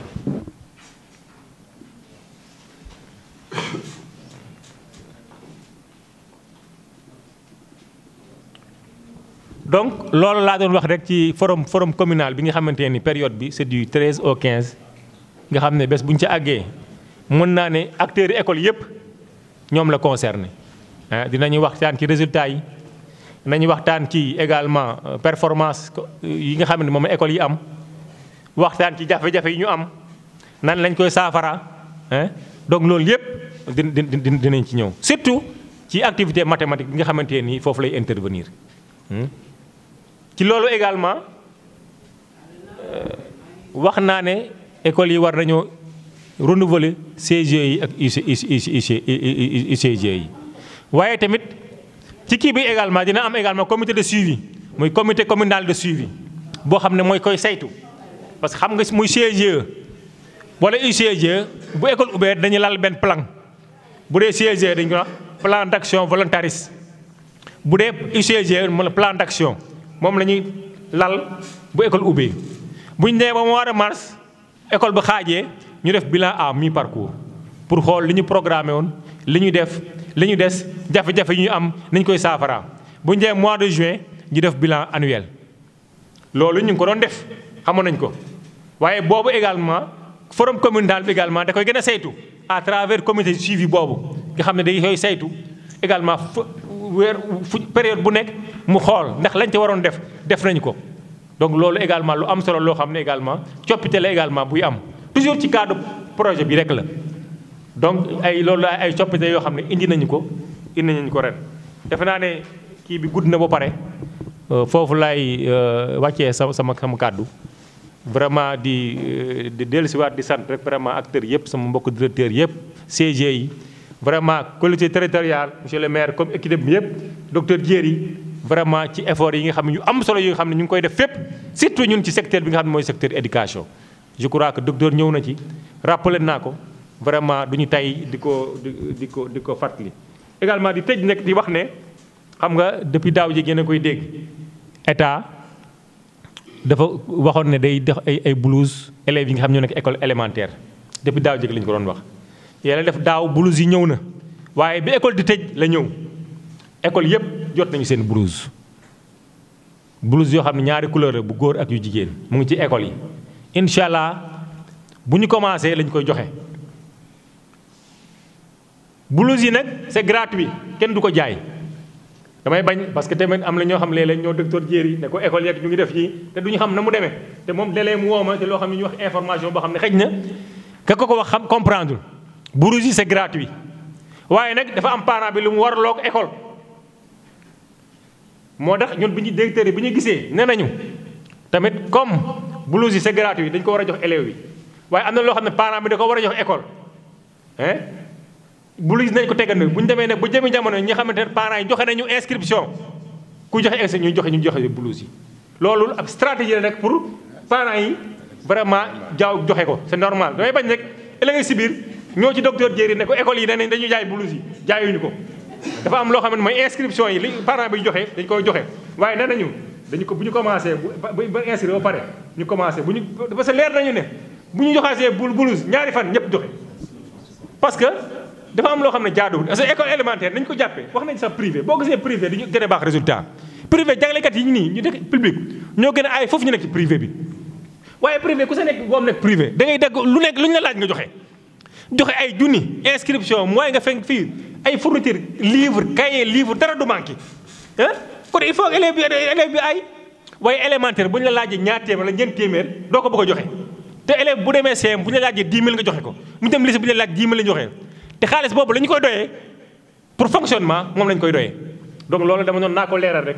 élèves yi si biir kenn bañ a ñëw ne la blouse yi c'est gratuit kenn jaayu ko waaye tamit am nañu droit ñu ne par exemple li nga xam ne parent bi da ko war a joxe école boo ko joxee école ba pare ñu joxe sa blouse loolu également directeur yu amul information duñu ko xam waaw c'est pas gratuit mais également loolu décidé nañ ko waaw ñu xam ne tamit stratégie la rek pour que vraiment parent bi joxe kii dem jox ko blouse am foofu laay tëjee laay sant ñëpp di gërëm ñëpp.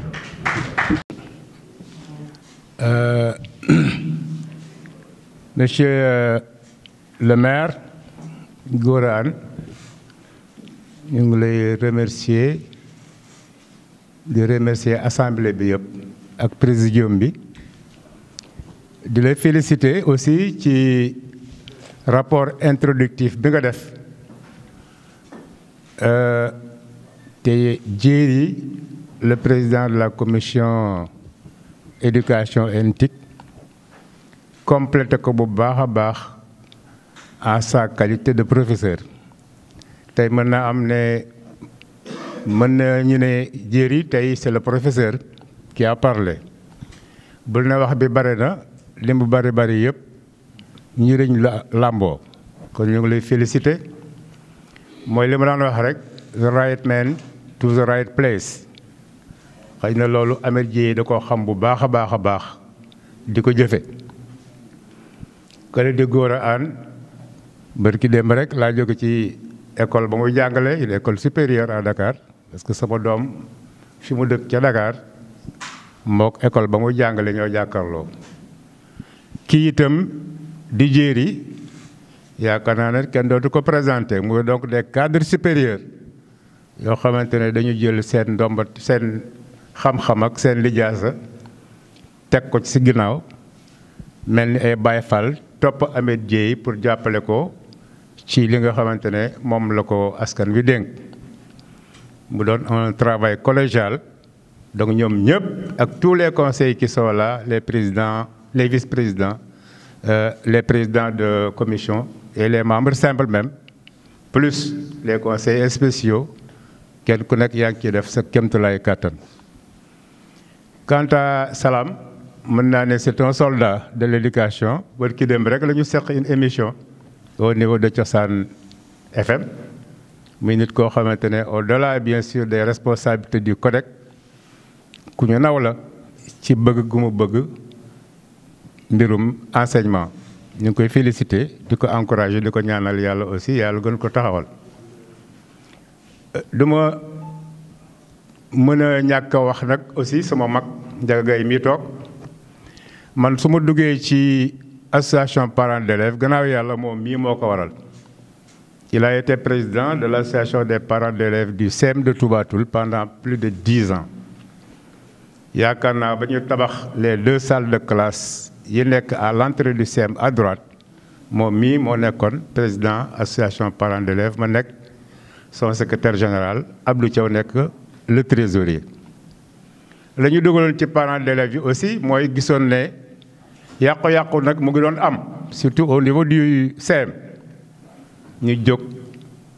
di xeex nag di xeexal askan wi yëpp bien que dégg nañ ci lu rek saaga sax def nañu ko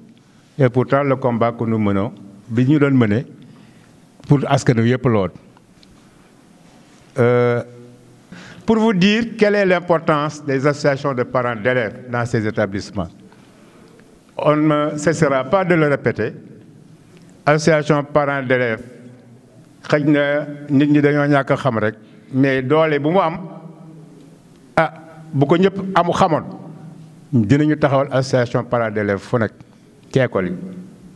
man de bu ma demee Thiès réunion coordination départementale mbaa régionale ay anciens commissaires laa fay fekk ay anciens inspecteurs Abdou Diouf di sunu mag xëy na bu fi nekkoon firnde ko moom ci boppam moom itam ci association parents ci coordination communale bala bokk ñuy def ay réunions régulièrement ñu bëggoon école bu nekk bu demoon ba ab association dañuy taxawal ce qu'on appelle la coordination communale des associations de parents d'élèves de Touba Toul. te loolu mënul ñàkk nag xëy na ñun bu ñu ko mënul def itam keneen ku ñëw ëllëg war na cee mën a taxaw en tout cas waxtaanoon nañ ci avec le maire ak jéeri mi toog bu ñu nisaroon sax ne dañuy def une tournée de sensibilisation pour école yi nga xamante ne amuñu APE ñu taxawal fa association parents d'élèves bu ñu paree ñu woote une réunion def taxawal le bureau de la coordination communale des APE. bu boobaa nag bureau coordination boobu su maire soxla comme ni muy wooyee CODEC bi ëmb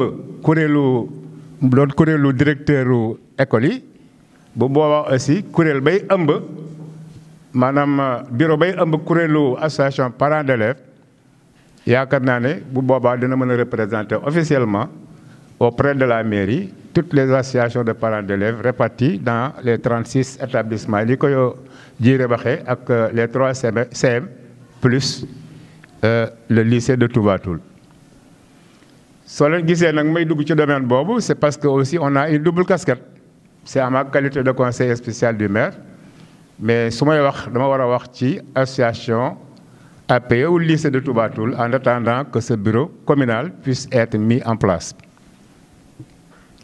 mu am point yu bari nag yu ñu fi évoqué ñu rafetlu ko lool. On ne va pas se répéter parce que temps bi yàgg na mais lu mu yàgg lu desentiruñu ko ndax njëriñ rek lañ ci gis. kii ñëw di la jàppale ci sa doom ci xalaat ci xam-xam ci pexe en toute sincérité lu muy wax itam noonu dañu koy rafetlu te loolu rek moo fi génn ci des différentes interventions yi fi am na nag ay points yoo xamante ne bëggoon nañu ko souligner. Au niveau du lycée, le docteur Djeri nous parle de 600 élèves au niveau du lycée, kooku effectif u daaw la mais ren maa ngi actuellement à l'heure où on parle le conseil des professeurs est en train de se réunir mais il y a au moins actuellement plus de 700 élèves au niveau du lycée mu nekk un problème très sérieux teewul le proviseur monsieur Diouk avec toute son équipe de direction et les professeurs waxtaanoon nañu bu juboo ci dañuy def aussi ay tests parce que am na élèves yoo xamante ne dañ leen dàq en fonction de leur âge ñeneen ñi aussi nekk au niveau des écoles privées yàlla def ñu danañ ci am ci ñu dem ba nga xamante ne itam amatuñu lu ñu fayee c'est vrai mairie ngi dugal loxoom lu ñu xam la lu biir la mais ñun itam bi ñu toogee au niveau du lycée ñu ne kon au lieu que ñu def ay cas sociaux nga xamante ne dañu daan dem Thiès di ko défendre auprès de l'IA nañu organiser des tests d'entrée pour permettre à ces élèves exclus du fait de leur âge jox aussi une possibilité aux élèves qui sont dans le privé et qui n'ont plus de moyens pour continuer di fay ñu organiser un test d'entrée bu ko defee ku admis mën a dugaat ci lycée bi foofu nag aussi ñu am fa problème parce que déjà on est à 700 et quelques élèves commencé am le xew ca CM Touba Toul moo commencé dugg aussi ci lycée bi parce que bu ñu fàttali ne tous les produits yi CM bi di produire après da koy verser au niveau donc du lycée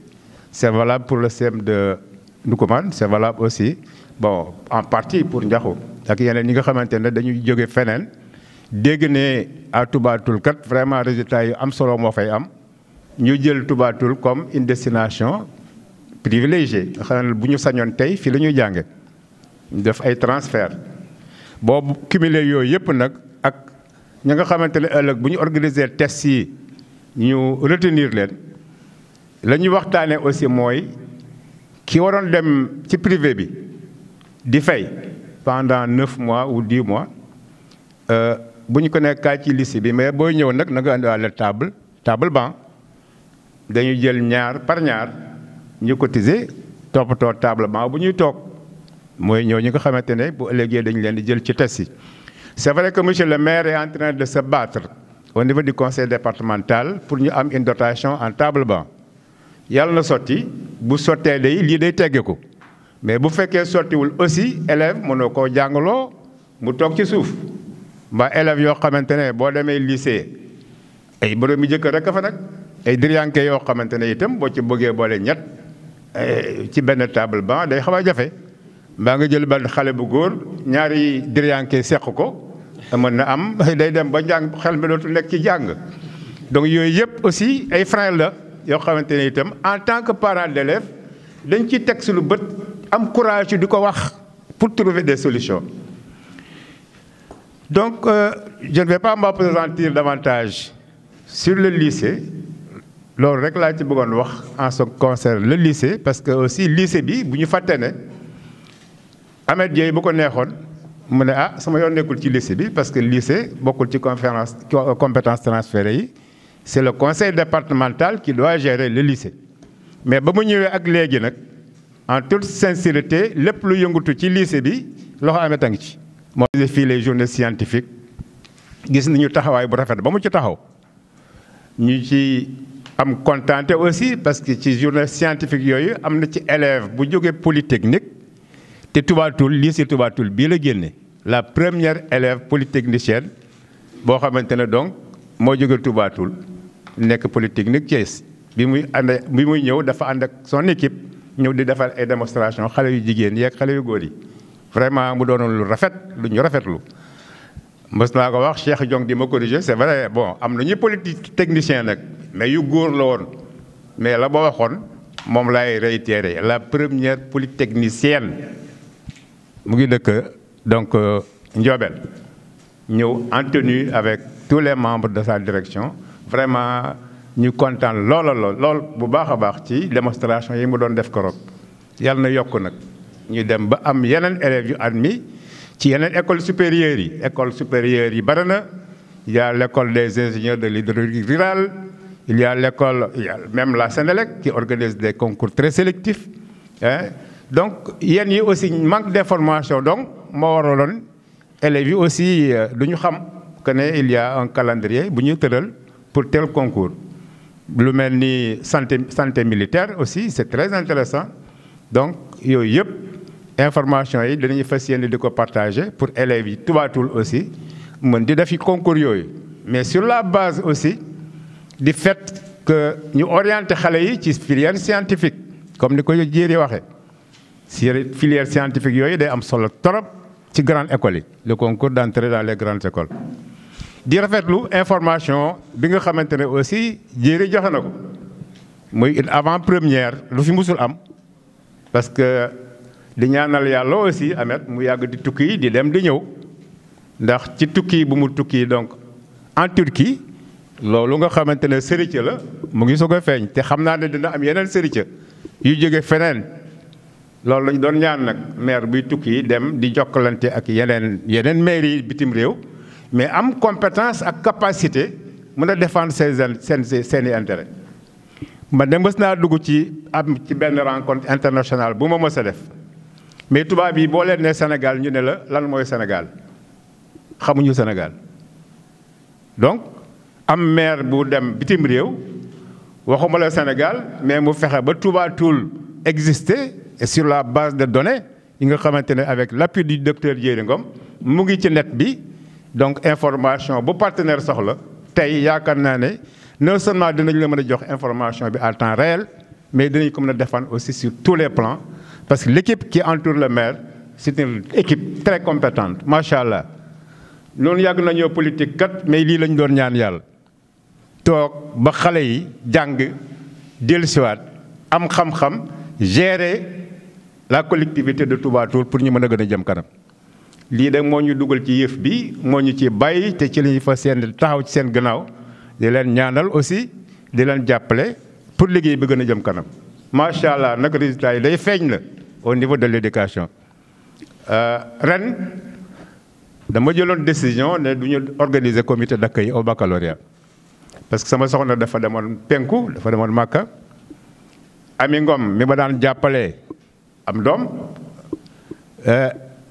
ka nekk lycée nekkoon intendant lycée madame Aydara moom itam mu am doom te madame Aydara moo daan gérer côté xaalis Ami Ngom ñu koy yónni muy dama ko ñëw sama soxna aussi di ma appuyer ci yu bare ñoom ñetti ñëpp kenn nekku fi ma ne man je préfère ne pas organiser un accueil que de l'organiser et d'échouer parce que daa am ñoo xamante ne lu nekk ñu ko doon sànni di ñu sànni xeer ci accueil bi warul nekk gars yi dañu leen di fay seen frais de déplacement c'est vrai dañu leen di fay mais boo yoree xaalis te gisoo loo jënd ndax xaalis bi dina la jëriñ dara voilà le problème président jury bi xaaju guddi la ñëw ba mu ñëwee mook le docteur Diouf Adama Diouf ñoo bokk faculté bu ñuy jàngalee à l'université Adama Diouf ne ko boo demee laajteel censeur ba mu demee ca censeur dama woo ci guddi gi xaw naa réagir sax ne xaaral nag ma woon leen lan mooy importance su comité d'accueil toog seetaan leen tuuti ñu am benn guddi boo xamante ne metti woon na ci ñoom le lendemain la ñu sug a jóg commencé bi ñu Amet Dieye yégee mbir mi moom moo ne Baye Ndiaga organiser comité d'accueil bi moom bàyyi ko moom musiba la ëpp naa def taxawal fa nga daan taxaw man dinaa ci dugal sama loxo ak sama kéemtalaayu kattan yëkkanti xaalis bu bari ndeysaan commencé intervenir ma woo proviseur ne ko la ma la waxoon de génn naa ci dama noon du ma organiser mais Amet nee na nañu jàpp yëkkanti xaalis ba jaarale ko ci proviseur ne ko ki nga xamante ne daa bëgg nga xaw a tarxiis tuuti ba mu yàq sa der bu déggee ne xaalis ba menam Ndiaga Faye mooy gérer xaalis moo koy recevoir lu ko neex moo ko ci mais pour avoir de la traçabilité na xaalis bi yëpp nañ ko centraliser ci proviseur mu koy gérer ci loolu la ñu commencé liggéey ak moom bu macha allah ak appui aussi ay nit ñoo xamante ne war na ngeen koo xam parce que xale yi seeni doom lañu seeni jarbaat lañu mbaa mu doon seen ñu doon seeni rak ku mel ni goote yal na ko yàlla yërëm da daan dugal loxoom ci yu mel noonu Mbay Jaxaaw moom itam am na année boo xamante ne vraiment moo ñu abaloon këram Talla Faye pendant plus de 10 ans foog naa njàgga du ma bàyyi ma fen kër Talla Faye lañ daan dalal ñi nga xamante ne ñooy ñëw di organiser BFM ak baccalauréat am na aussi Xafoor moom itam daan dugal loxoom am na année boo xamante ne këram la jël abrité une bonne partie des examinateurs ren mu am lu daw yaram goote mi daan jàppale yàlla ndeysaan def li gën soxnaam daal di wëlbatiku ne ah moom de mënul la jëkkëram mënoon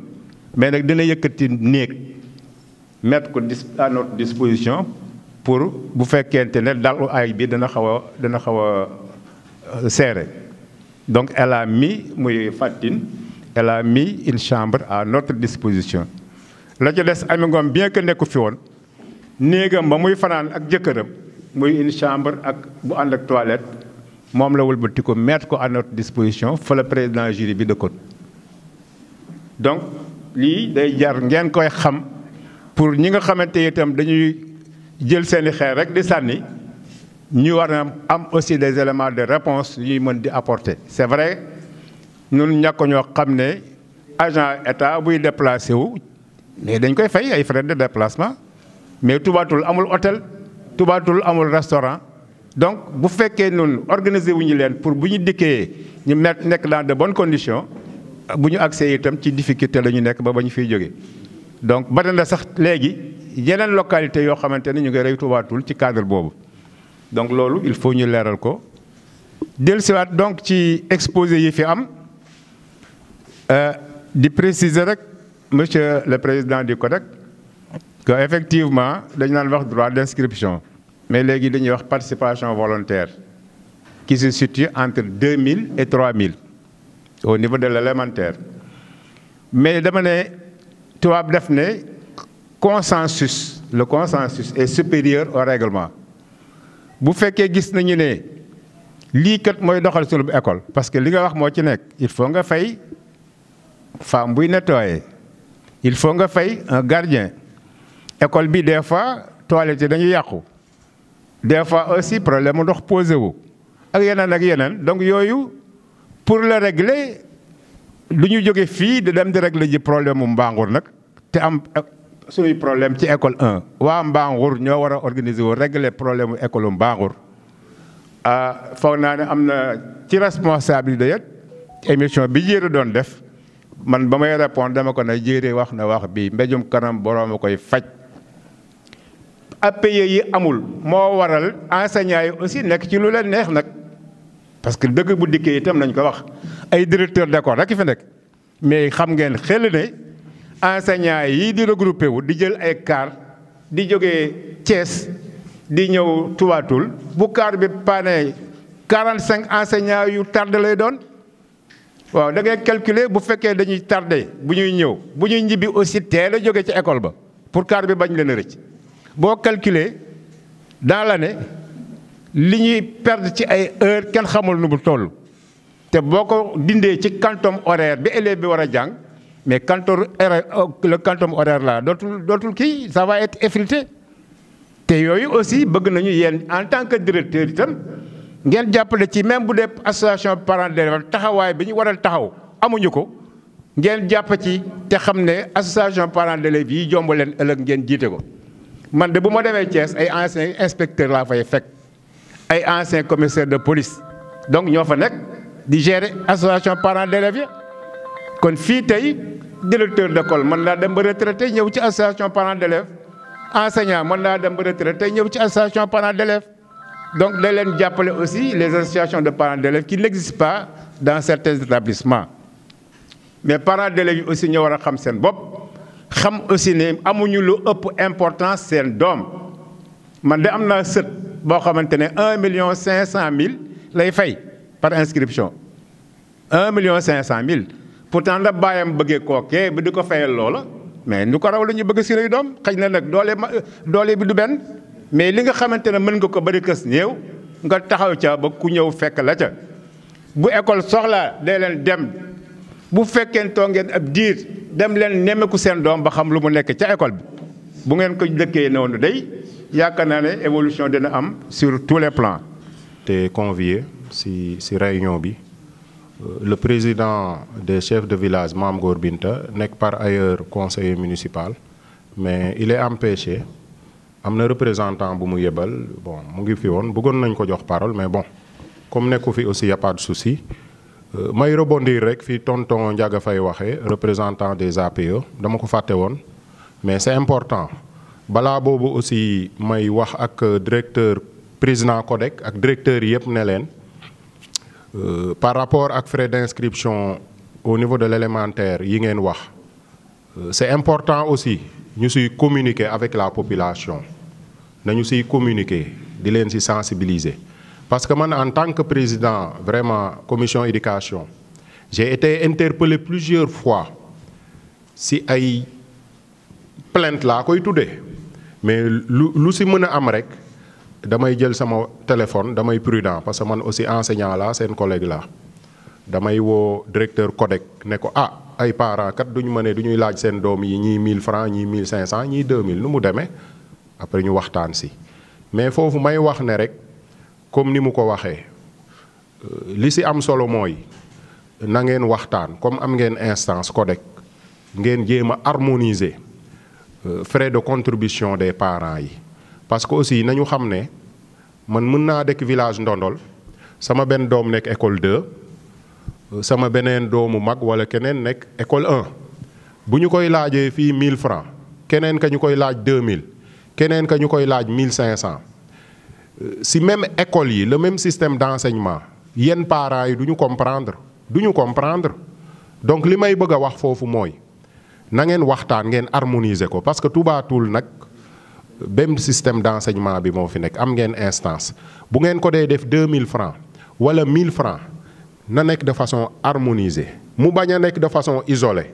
mon ami Cheikh Diong nekk fale Kër Thiaf laaj 1500 keneen 1000 francs keneen 2000 parents yi du ñu comprendre franchement parlant du ñu comprendre te duñ ñu siy interpeller lu bëree bëri man li ma waxoon dama koy réitérer l'éducation a un coût ku bëgg ay résultats wax naa ko ak maire résultats yi ñu def dans l'éducation dafa am ay sacrifices yoo xam ne yéen enseignants yi da ngeen ko def directeurs yi def ko ñun municipalité ñu def ko mais dafa am aussi un coût Touba Toul parents yi nañu xam ne aussi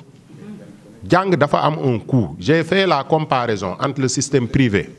et le système public les villes et les villages ailleurs dans les villes dans les écoles privées les gens payent des millions pour des frais de scolarité même au niveau du préscolaire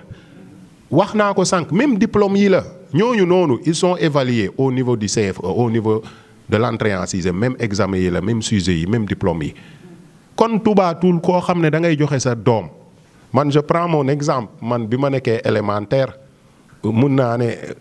samay parents musuñu teg seen tànk foofu peut-être moment boobu xamuñu woon jàng wala intéressé wu leen woon musuñu teg seen tànk élémentaire maître bi ma yoroon monsieur Niang daf doon kaas ne yow élève buy jël premier chaque jour musul jël dëm ndax parents am ñëw mais sama papa mbaa njaga gaay a ngi xaritam la yoonam nekkul woon si jàng yoonam nekku si musu fa teg tànkam te tey mën naa ne je suis un fonctionnaire bu ma demee banque ñëw moo may njëkk a xool quoi moom laay njëkk a nuyu moom laa doon wax sànq na parents yi aussi ñu xam ne jàng dafa am coût seen doom yi ñu bàyyi école ëllëg aussi ni ma ko waxee bu ñu amee diplôme am liggéey ñoom la ñuy njëkk a nuyu lanteel loolu c'est important nañu si gën a waxtaan ak parents yi gis nga jàng amul prix xam-xam bi kese jaar na ay millions jàng xam-xam kenn mënu ko jënd kenn mënu la jënd xam-xam loolu nañu siy waxtaan ak parents d'élèves yi ñu xam ko bu baax kon li may bëgg a wax foofu mooy nañu góorgóorlu ñu leen di gën a encourager mais CODEC nañu harmoniser li may wax noonu bu mënee nekk je connais pas aussi yenn détails yi mais bu fekkee mën na nekk nañu ko harmoniser. leneen li aussi waxoon naa CODEC sànq la levée des couleurs maire insisté na si éducation civique aussi c'est extrêmement important. Je pense que waxoon na si depuis 2 ans ne chaque lundi le premier lundi de chaque mois du ñuy dem si benn école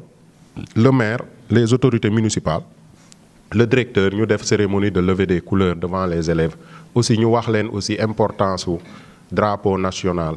importance su éducation civique parce que c'est extrêmement important parce que nous avons une population boo xam ne tey jeunesse bi peut-être ñun ñu ngi ci jeunesse ou bien intermédiaire mais problème d'éducation am na Sénégal nañ ko wax ah te li ko gën a indi mooy éducation civique nit ñi xam éducation civique c'est important éducation citoyenne engagement citoyen c'est important te loolu noonu je pense que à bas âge école élémentaire la ko xale yi mën a la ko xale yi mën a acquérir wax naa si ak CODEC je pense monsieur le maire dina def effort ñu am ay commandes drapeau officiel yu réglementaire mais aussi loolu aussi na si directeur yi bàyyi xel nañ si bàyyi xel leneen li ma bëggoon wax mooy président parents d'élèves yi wax na ko man interpellé nañ ma plusieurs fois interpellé nañu maire plusieurs fois interpellé nañ parents d'élèves yi si problème mu car bi gis nga li nu ko wolof di waxee le linge sale se lave en famille. Ici si salle bii ñu nekk c'est la famille enseignante de Touba Toul la famille enseignante acteurs yi suñu biir la que ce soit ñu originaire de Touba Toul ou non je pense que tey dëkk bii di Touba Toul ñun ñëpp bëgg nañ ko enseignant bu dëkk Kolda wala foo mun dëkk nous sommes des fonctionnaires man fii laa mooy sama origine feneen laay servir mais fa may servir dama ko bëgg dama fa am amour parce que des fois fa ngay dëkk et cetera nañu bàyyi xel ci responsabilité professionnelle man interpellé nañ ma ci ay médias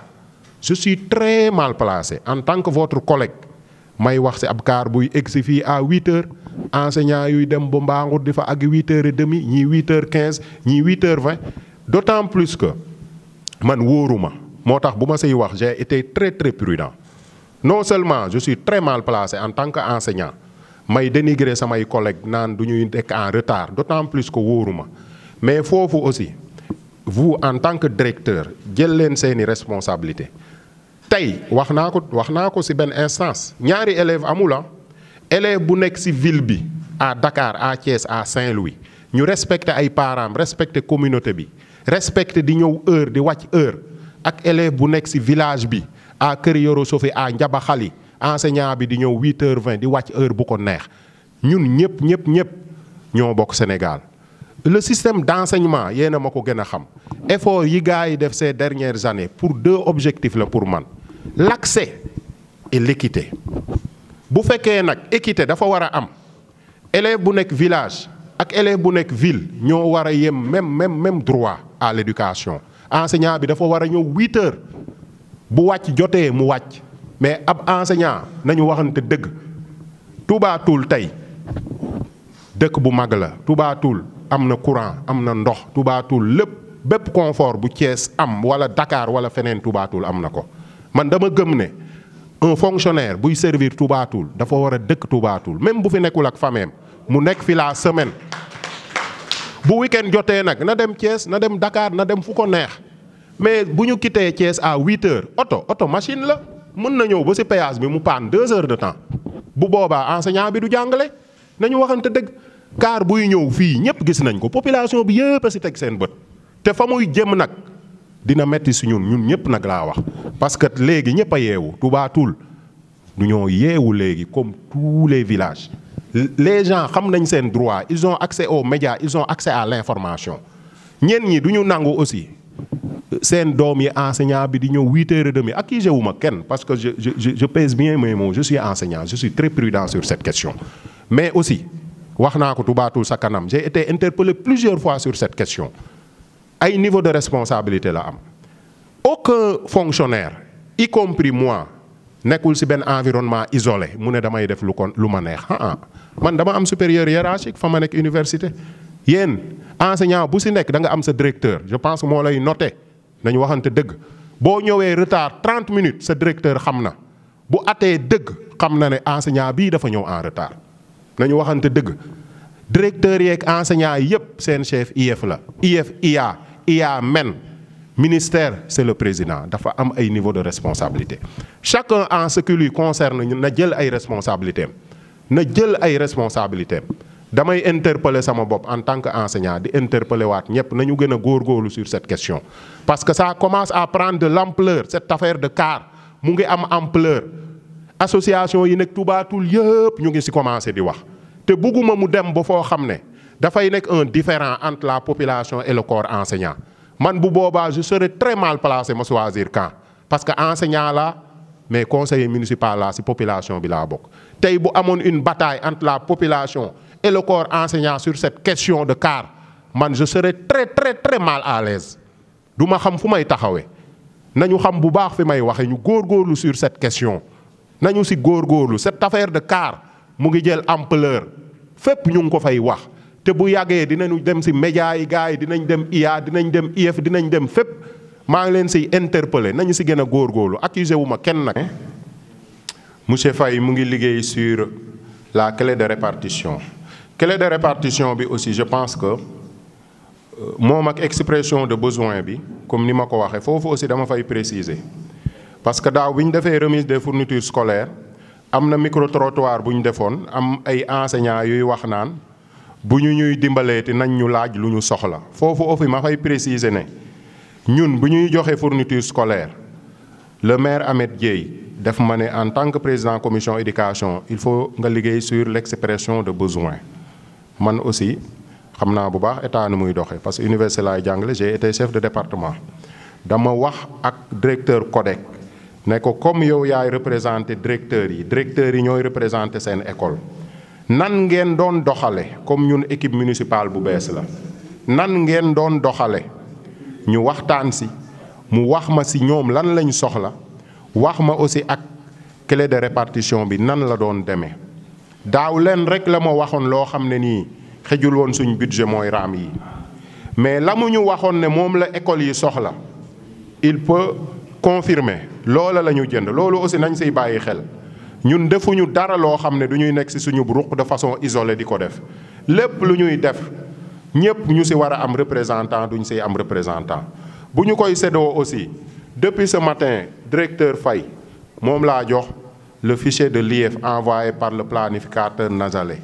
les effectifs école bu ne les 36 écoles am nañ sa effectif CI am nañ sa effectif CP effectif C1 C2 CM1 ba CM2 niveau bu ne ñoom CODEC ñoo ma wax lan la niveau bi di soxla élève CI ñoom ñoo ma wax ne ardoise lay soxla ak bic élève CP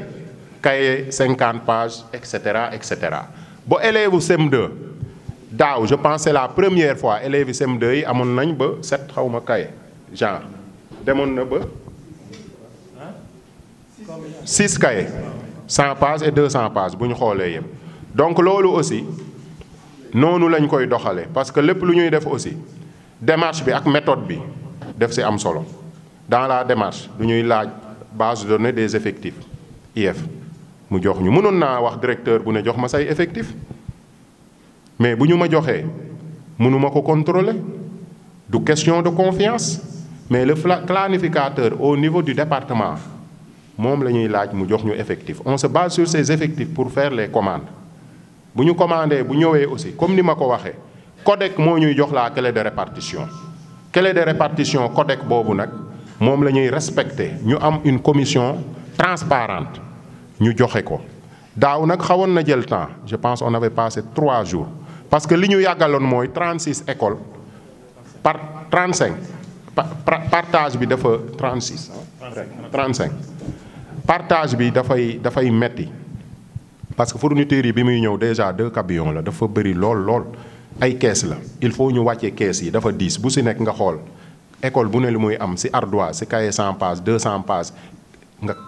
génneel ko quantité boobu ça prend du temps daaw am na ñoo xam ne bu ñu ñëwee aussi du ñu ñuy bëgg a def pression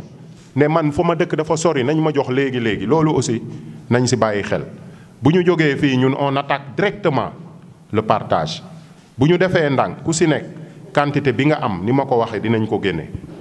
du question ku dëkk fu sori aussi duñu la war a jox tout de suite suñu fichier la ñuy topp partage bi ku ñu war a génneel sa quantité ñu génneel la ko le directeur bu ñëwee ñu jox ko à défaut du directeur le CGE bu ñëwee ñu jox ko ñuy insister aussi comme ni ngeen ko defee woon bu ñëwee rek incha allah dans la semaine bu mënee yegg ci élèves yi le plus rapidement pour ñu mën a parents d'élèves yi aussi ñu objectif bi mooy ñu bañ a jënd fourniture bu ñu ko yeexee jot aussi du am sens je sais que loolu aussi ñun ñëpp respecté nañ ko daaw ñu gën ci góorgóorlu wasalaam monsieur le maire bu dee am nga ci loo yokk boo ci amul loo yokk on peut wala monsieur le maire madame le maire Fatma bu dee am nga ci kàddu merci monsieur le maire. finalement débat bi mën nañ koo yóbbu feneen foo xam ne du foofu objectif bi leen la woon le maire pare na pour jox leen ay fourniture waxtaan nañ ci kenn ku ne wax na sa xalaat ci niveau bi nga nekkee je pense que problème car bi c'est un problème de responsabilité et kuy jàng nañ lay jàngal li ñuy wax éthique et déontologie en tant qu'enseignant de ce module yaakaar naa bu ku nekk defee li la war rek débat bi mën na bañ a yàgg mais lépp loo gis rek boo ñëwee ak benn envie ne lii dafa bon loolu rek ngay gis keneen nit ne lii daa baax loolu ngay gis jarutoon débat boo xam ne nii mën na créer sax leneen te c'est nous dans nous comme on le dit te l'objectif du maire c'est pas ça de venir ici de polémiquer sur des questions du car c'est pas notre problème en réalité problème bu ñëpp la mais directeur dama yaakaar ne comme ni ko Abdou Salam waxee bu yoree école am xam li ko war mu jiite njabootam xam kuy liggéey heure ak ku dul liggéey heure bu ko defee moom la bu ko defut yombal xiyam dañ ko laaj compte à rendre fa man yaxmal misqaala zarratin xayran yara fa man yaxmal misqaala zarratin sharran yara loolu tënk na lépp mais li ñu fendi mooy lii madame la maire ñu ngi lay nuyu elle devait être présente ici depuis lors mais dafa demoon ci toujours éducation mais waroon na mën a ñëw bu fi nekkoon sa mën na présider lii ñun ñu nekk ci leneen ñun ñëpp benn lañ dañ wàcc xol yi wàcc tension yi te xam ne ñun rek la keneen nekku fi kun fi bokkut même si vous êtes de Fouta nga nekk fii ci dëkk bi nga dëkk nit ki nag am na liberté am du point de vue du droit quitter sax Dakar pour ñëw jàngale si l'essentiel c'est de venir à l'heure la liberté d'expression la liberté de circulation des biens et des personnes c'est du droit kenn mënu ko xañ kenn comme docteur mais nag tubaatul comme on a l'habitude de le dire pour conclure ce point il y a trop de rumeurs trop ne croyez pas à ces rumeurs là tonton Saliou Dieng tonton Saliou à la limite yow li ngay wax sax est-ce que mi ngi newul ci yow kenn ku ne bu xoolee ne am nga benn sikk boo fukk doo tudd sikkas jàmbur laa tansuro ila abnas len noo alamatul iflas nañuy bàyyi loolu ñu xool li ñu fi dajale mooy fourniture yi monsieur le maire wax ñu def remise symbolique buñ fi jógee comme ni docteur wax directeur bu nekk li nga war a am kañ lañ koy joxe léegi tout de suite wala kañ ñu jox directeur mu yóbbu kayam ñu teel a jox élèves yi xam ne kenn du jënd kaye loolu mooy objectif bi moo tax ñu anticiper mais li ci des lépp c'est des détails ngeen jéggulu nag bu baax a baax peut-être ni ñu waxee nit ñi duñ comprendre mais c'est pour harmoniser encore les angles suñuy kilifa ngeen ci wàllu âge ci wàllu côté yëpp loolu daal laa am lu may wax pour l'instant ñu xool lu ñuy defee une remise symbolique li ci des docteur Diéry en tant que président commission nga coordonner avec les directeurs ba xam dañuy rester ci salle bi ñu indiwaat bagage parce que bagage benn nekku fi mi ngi fépp ci magasin bi wala beneen jour nga koy def fa la tey loolu lépp c'est des questions peut-être am na ñoo xam xamuñu ci lu bëri ñu def lépp li ñu war ñu tàggatoo ci jàmm ñu ñaan yàlla am résultat yoo xam ne nii vraiment day gën a développer commune bi parce que éducation mooy lépp loolu daal laa am lu may wax di remercier ñëpp ñi fi teew ak ñi fi teewut ñëpp système éducatif bi yëpp ñu ngi leen di remercier au nom de toute l'équipe municipale di sàkku ci yéen ngeen ñaanal ñu heure bii déwén docteur wax na ko bu ñu ñëwee di leen jox ay fourniture ñu gisaale ci ay ordinateur par école par directeur gisaale ay imprimante gisaale ci yeneen ak yeneen ak yeneen parce que ñun dañoo gëm innovation gëm amélioration ba sunu nguur jeexee keneen ku yàlla fal mu def leneen wax naa ko au début de mon propos les hommes passent et les institutions demeurent vraiment on tient à vous remercier képp ku fi toog ñu ngi lay remercier di ñaan yàlla yàlla def nawet bii ñu nekk ñu muurloo ko élèves yi tamit ñu comprendre seeni parents des fois nit di nga ko laaj 2000 wala 3000 le mois est creux nga dàq ko parce que volet social am na fépp mais nañuy comprendre te xam ne maire loolu la bëgg équipe bi loolu la bëgg askan wi loolu la bëgg te yéen a ñu war a gën a bëgg résultat wax naa ko kiy jàngal élève bu sañoon day am résultat yu baax kon seen yëf la suñu yëf la main dans la main Sénégal jëm kanam en général et en particulier la commune de Touba Toul. Je vous remercie de votre aimable attention. Ñu passé